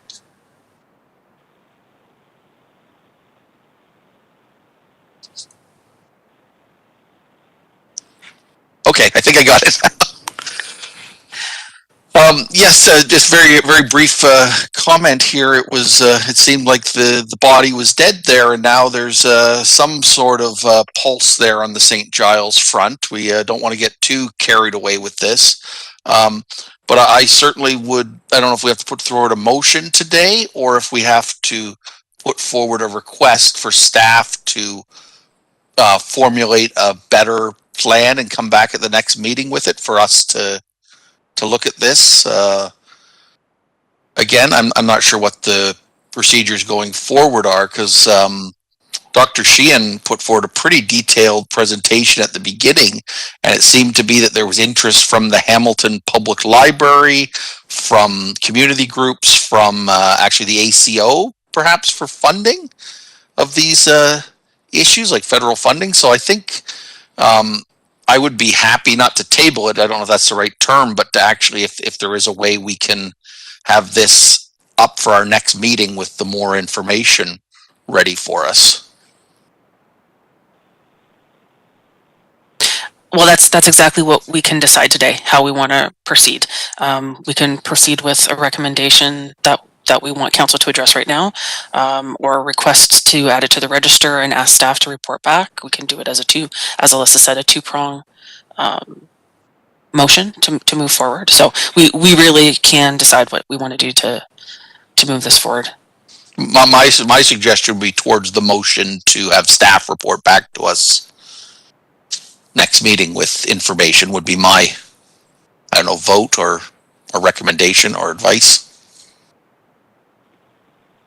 If I may speak, Madam Chair?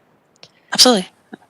I have written in the chat. I have a proposed motion that would be listing the property on the register with a report back to the Heritage Committee with options, and that staff to liaise with the property owner. That is the suggested wording right now. Of course, this is entirely up to the committee. So I have Chuck next, and then Janice as a second speaker. Chuck? Yes, thank you, Madam Chair.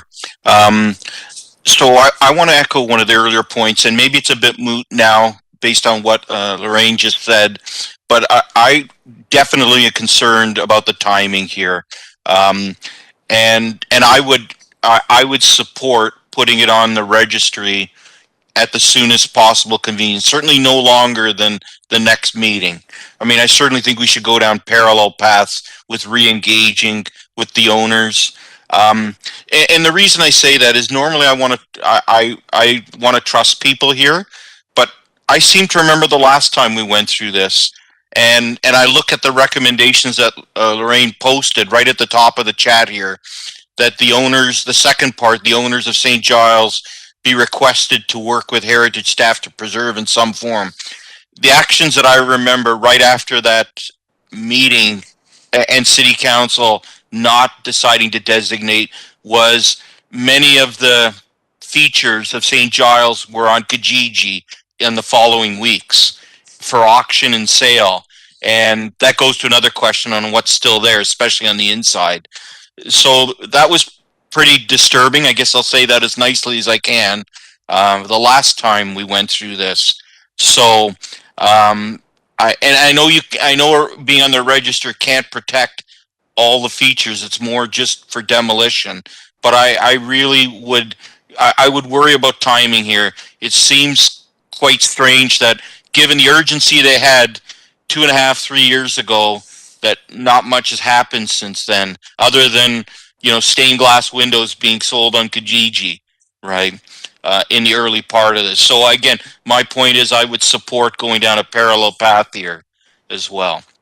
So thank you. Thank you, Chuck. And Janice?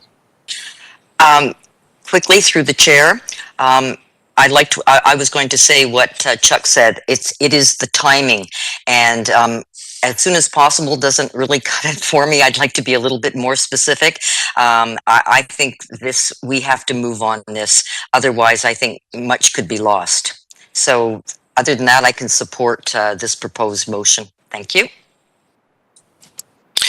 Graham, you said you asked for an additional comment?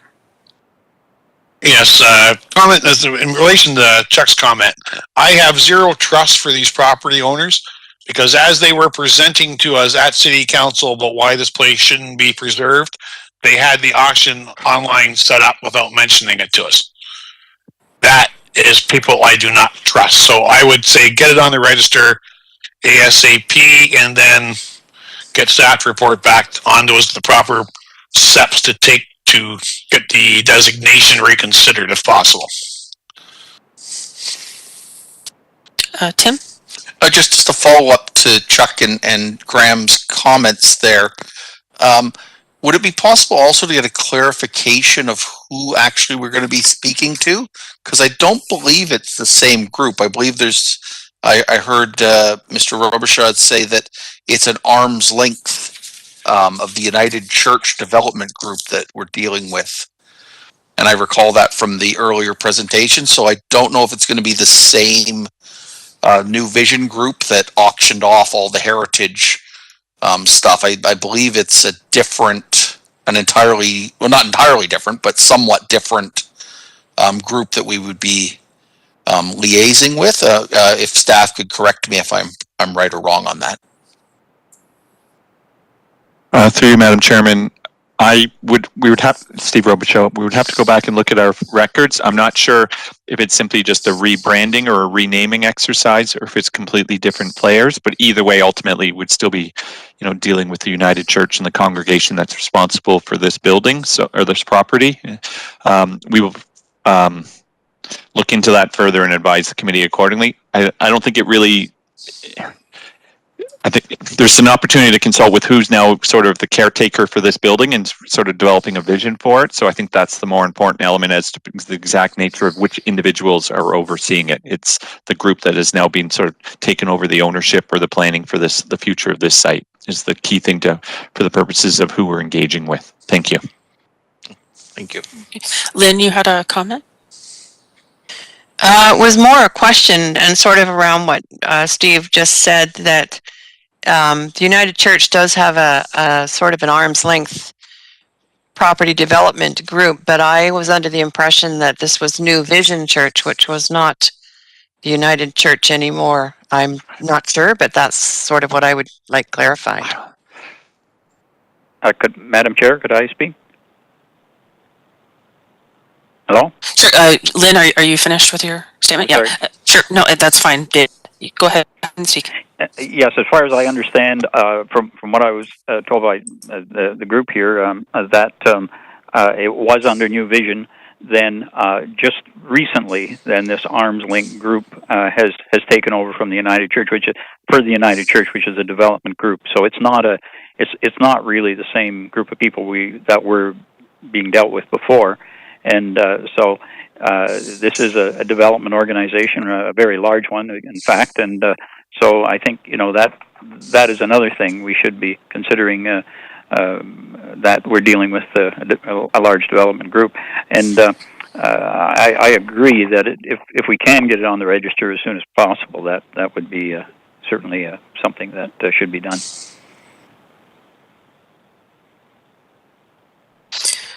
Thank you, David.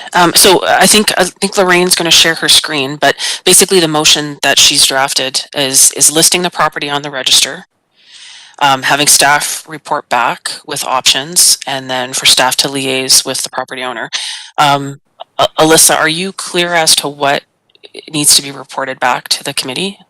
And I guess my question is anything that's being reported back,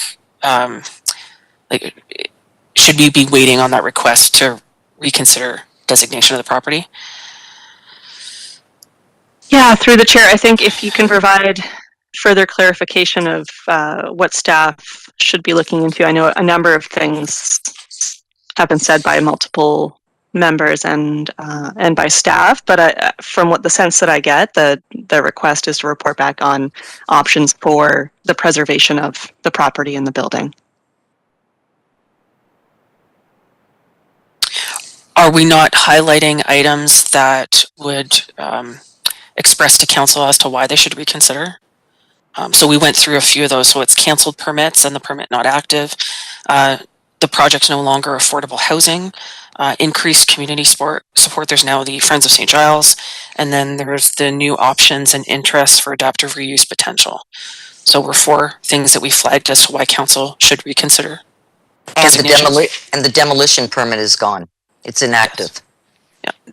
Madam Chair, if I may interrupt, could you please repeat those 4 points, and then I'll just draft them into the whereas section. Sure. Alyssa Gold, once the committee has made its decision, Alyssa Golden and I will work on it. But so consider this the whereas section of the motion. Okay. So whereas the existing demolition permit has been canceled and there's no longer active permits on the property.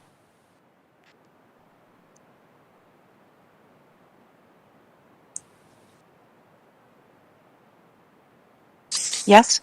Originally, the project was thought to be affordable housing, and it does not appear to be so any longer. It will be a for-profit development.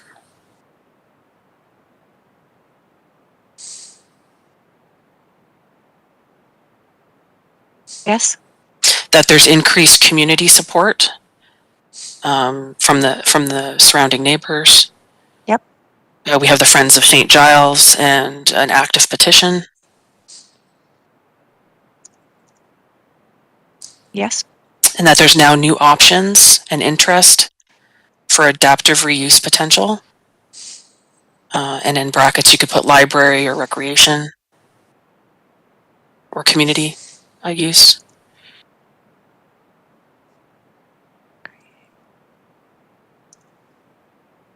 And again, this is a draft. I think you can see it all coming up on the screen there. Mm-hmm. And I think too, that's the loss of existing, whatever is existing as heritage attributes.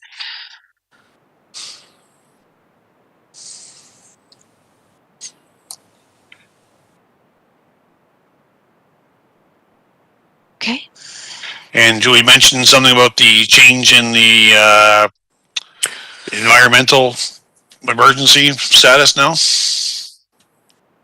Yes, and also, and Lorraine, do we need to mention that there's also a potential change of, I don't know if there's a change of ownership, but there's other representatives for the property? Okay, so is that two separate items? Change in, sorry, what was the emergency? The environmental emergency status in Hamilton now, we like climate change or whatever exact wording, but we now have that been declared, which would make this a building that's locked in carbon and make it environmentally more friendly to save. Okay, I'll have to work on the proper wording for that. And then Alyssa, it was change in well, who's representative of the property owner? Change in representation. Representative for property. Okay. So I don't know if you want to note that it was New Vision, but now a third, an arm's length group for United Church. They call it internal energy. Is the arm's length group called Internal Energy? No, about the environment. That's the term. Okay, thank you. Okay. And also, Lorraine, just in your second bullet point, it appears to be for-profit development, not to be. Oh, golly. I was thinking of not-for-profit. Yeah. That changes things a little bit, doesn't it? Yes, fix that. Thank you very much. Yeah. So if those are the whereases, what is it that we're having staff report back on? You can see here the 3 points I've written. Are we thinking next steps to get it designated for protection? May I consider adding one more to that list? Which list is that, Janice? Your first list at whereas. Okay, there has been a change in counselor. That's, I think, huge, especially for the community. All right, I've added that as well. So then the direction to staff is the 3 points that you see below.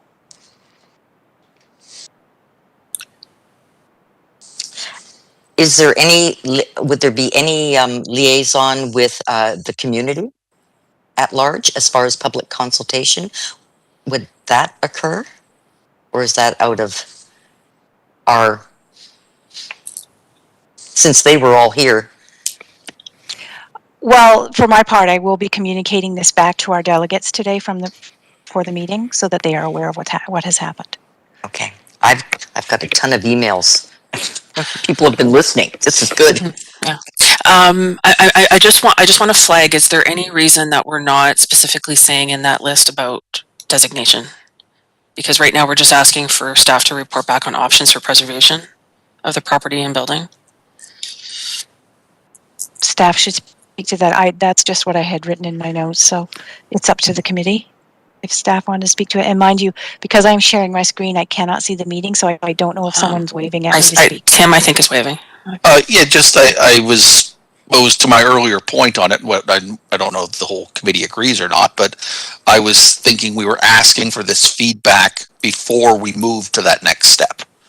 Being able to put it on the register, we'll open that up, and then when we get all this extra information, we'll be able to then decide as a committee whether to advise designation or not at the next meeting after this motion goes through. That was my intent for my comments. Whether that's the will of the committee is not for me to say, but yeah, that was my understanding. Alyssa, could you provide some just comments? I mean, you're going to be going away with that motion and coming. What would you be coming back to the committee with? That's a good question. Based on that, I mean, in terms of the options available for preservation as it's worded right now, part of the recommendation is already to list it on the register. That's one option. Pursuing designation under the Heritage Act is another option. And certainly we have the previous recommendation that can be looked at and updated based on changes that have been made since that original recommendation was brought forward. And then there's also, as a part of the redevelopment process, what the options for preservation or conservation are through that. So I could certainly, based on how it's worded right now, investigate those three options. Like that. And is that something that can be done in time for our next meeting? Knowing your workload? Certainly, if this is a priority of the committee and just given the state of everything that's happening, I will do my best to make that happen. Thank you. Janice is giving you a thumbs up. Madam Chair, if I may interrupt to ask for clarification. Alyssa, are we adding the designation to the motion? Or is it just about the register? Through the chair, so the second part of the recommendations, the first part would be to list it on the register. The second part about staff reporting back, that's where that opportunity is to look at designation as well. If you'd like to specifically say in that portion, including designation or adaptive reuse, other discussions as a part of the Planning Act application process, you could specify those as well. But certainly that's my interpretation of what we've been talking about and what would go into that report. Thank you very much for that. I think it would be good to specify it. Why not? I'm going to share my screen one more time. As soon as I find my WebEx. Here it is. So if you all look at subsection B, report, and again, the language is a bit rough. Report back to the HMHC with options for the preservation of the property and building, including designation and or adaptive reuse.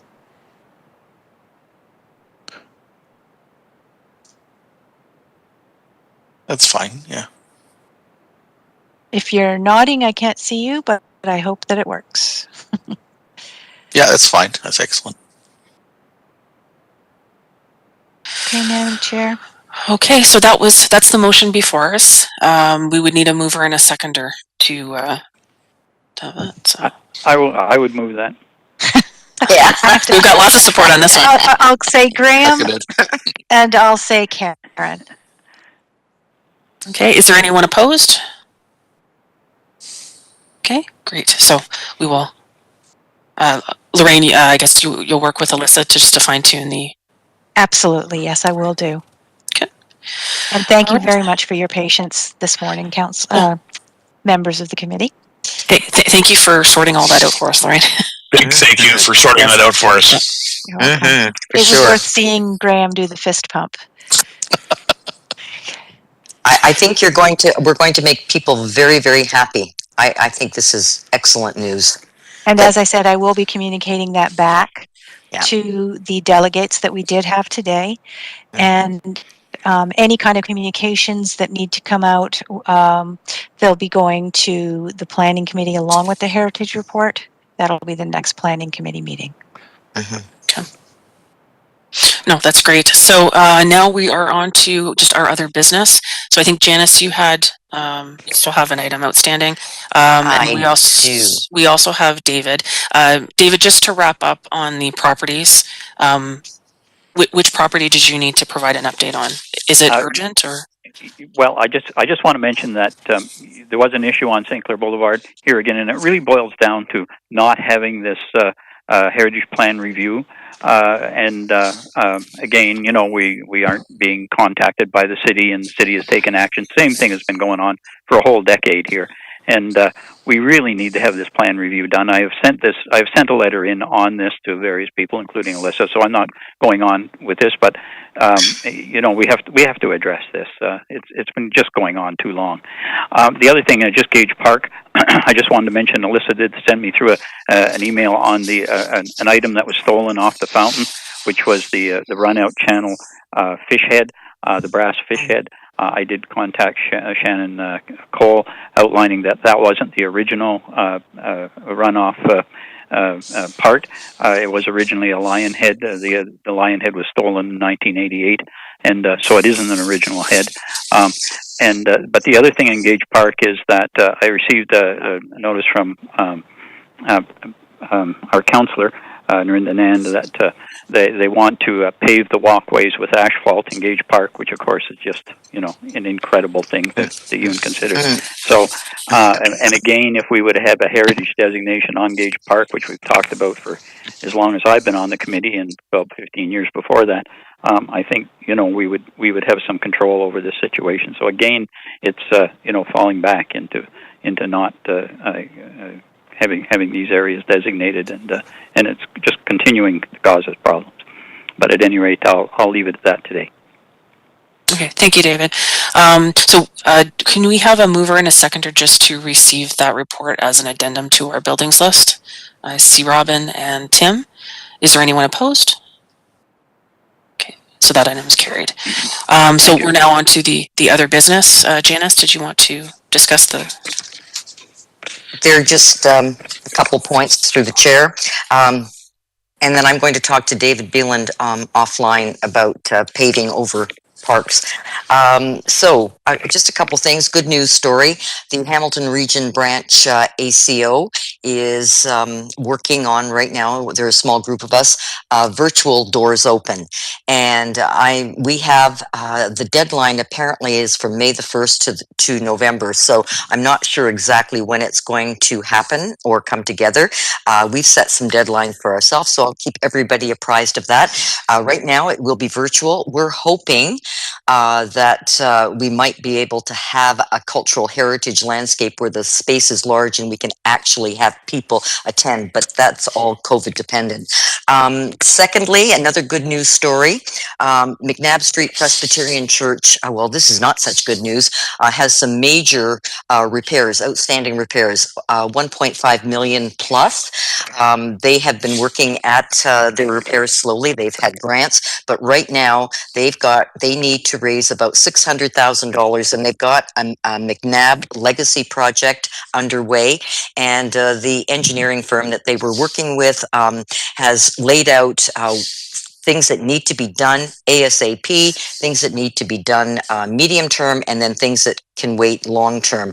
So I am delighted that this group is not waiting for the place to imminently fall down.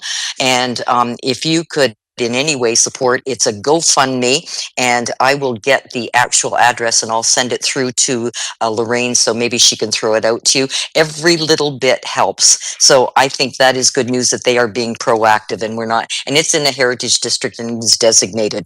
And then just lastly, this is just a question, and I have no idea where it's going to go to. Alyssa, I know she's not here, but she knows about it.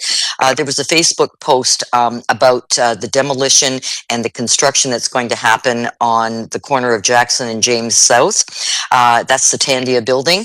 And the concern was with the impact to the two designated churches across the road and on the corner. So I'd like to leave that one out there. I don't know what to do with it. It's just a concern, and we certainly wouldn't want to see damage to a historic national site, nor what is left of James Street Baptist. Thank you. That's it.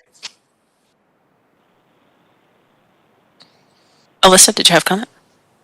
Sure, just a quick note in terms of the demolition at James and Jackson, just that in terms of James Street Baptist Church, as a part of the heritage permit and redevelopment for that property, there is ongoing monitoring of cracks and movement of the structure prior to its redevelopment. So there is monitoring at least happening for that building. I can just check with my colleagues to see, there are standard requirements as a part of demolition of properties to prevent damage to the surrounding area. And there's certain provisions that are required as a part of that process. So I can just see if there's any special considerations that were given to the two historic properties across the street as a part of that review. Well, and I think the current concern would not only be the churches, but also the other heritage properties that are neighboring. So we've got the Hamilton Club and the Gowlings. So no, that's right. So if you could check into that, Alyssa, that would be great. And Janice, any other items to bring forward? No? Does anyone, other members of the group have an item? I've got Robin.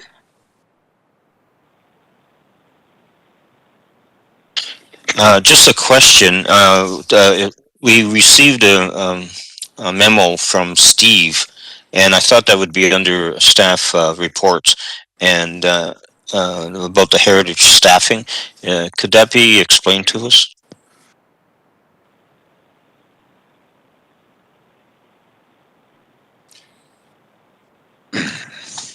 Steve, are you able to give a summary? Yes, sorry, I was just trying to find the button. Madam Chairman. So as you are aware, both of the cities within the planning division, we normally have two heritage planners, and unfortunately both of them have left the organization to pursue alternatives in other parts of the GTA area.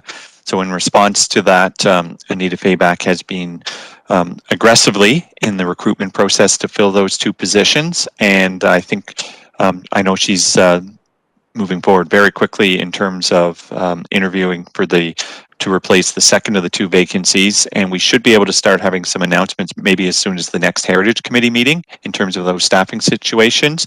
And recognizing the importance of the heritage work, Alyssa Golden, who's graciously agreed to rejoin or assist development planning on an ongoing basis so that we continue to do the important work relating to heritage permits and the designations of properties and some of the day-to-day inquiries. And she's helping to oversee the heritage student that we have who helps with a lot of the administrative processing and some of the research work that's happening. And both planning staff have been working with our counterparts in tourism and culture to provide additional support on the heritage planning aspects on a go-forward basis until such time as we have the new staff onboarded and up and running so that they can continue to provide that important heritage-related work. And we are continuing Alyssa is also helping to continue oversee some of the consultants that we've retained to do the work on the designations so that they're moving forward on that work as well. So I'm optimistic. I don't want to jinx things, but I'm optimistic hopefully in the next month, or maybe in the 2 months from now, we will be able to present the new heritage planners to Heritage Committee. And as soon as those individuals, we have their consent, we will be sending out an update announcing who that we have hired and a bit of some background information about them so that they can, and when their start dates will be. So notwithstanding that, we did feel it was important. It was only 11 days after David had left, so we needed a bit of time to get the memo out, but we did feel that we owed it to the heritage community to provide that update as to what we were doing in terms of the recruitment process and our timeframes for completing those positions. So thank you. Thank you. Thank you for that update, Steve. And I think we need to thank Alyssa for stepping up and filling those shoes. And Alyssa and Hannah have a lot of work on their plate. And I know other projects have had to be put on hold for a little bit until we can get through the planning, heritage planning projects that have to get taken care of. So we really do appreciate all that work that's going to happen, and hopefully we can get some good heritage planners hired and in place very quickly. Is there any other items or updates that we need to do under new business? Just quickly, I'm still having some difficulty getting onto the meeting here. For some reason or other, I don't get a join button on my information when it comes through, and it's very difficult and even Graham sent me the link, but I still had some issue with it. So maybe I can talk to Lauren at some point in time, or Lorraine, and we can see what the problem is there. Maybe she can send it to me at least ahead of time, and I'll see if I can work it out. We can certainly work out a test to see how that works. I'll work it out with David as well. Fantastic. Sounds good. So may I have a motion to receive the new items of business? I need a mover and a seconder.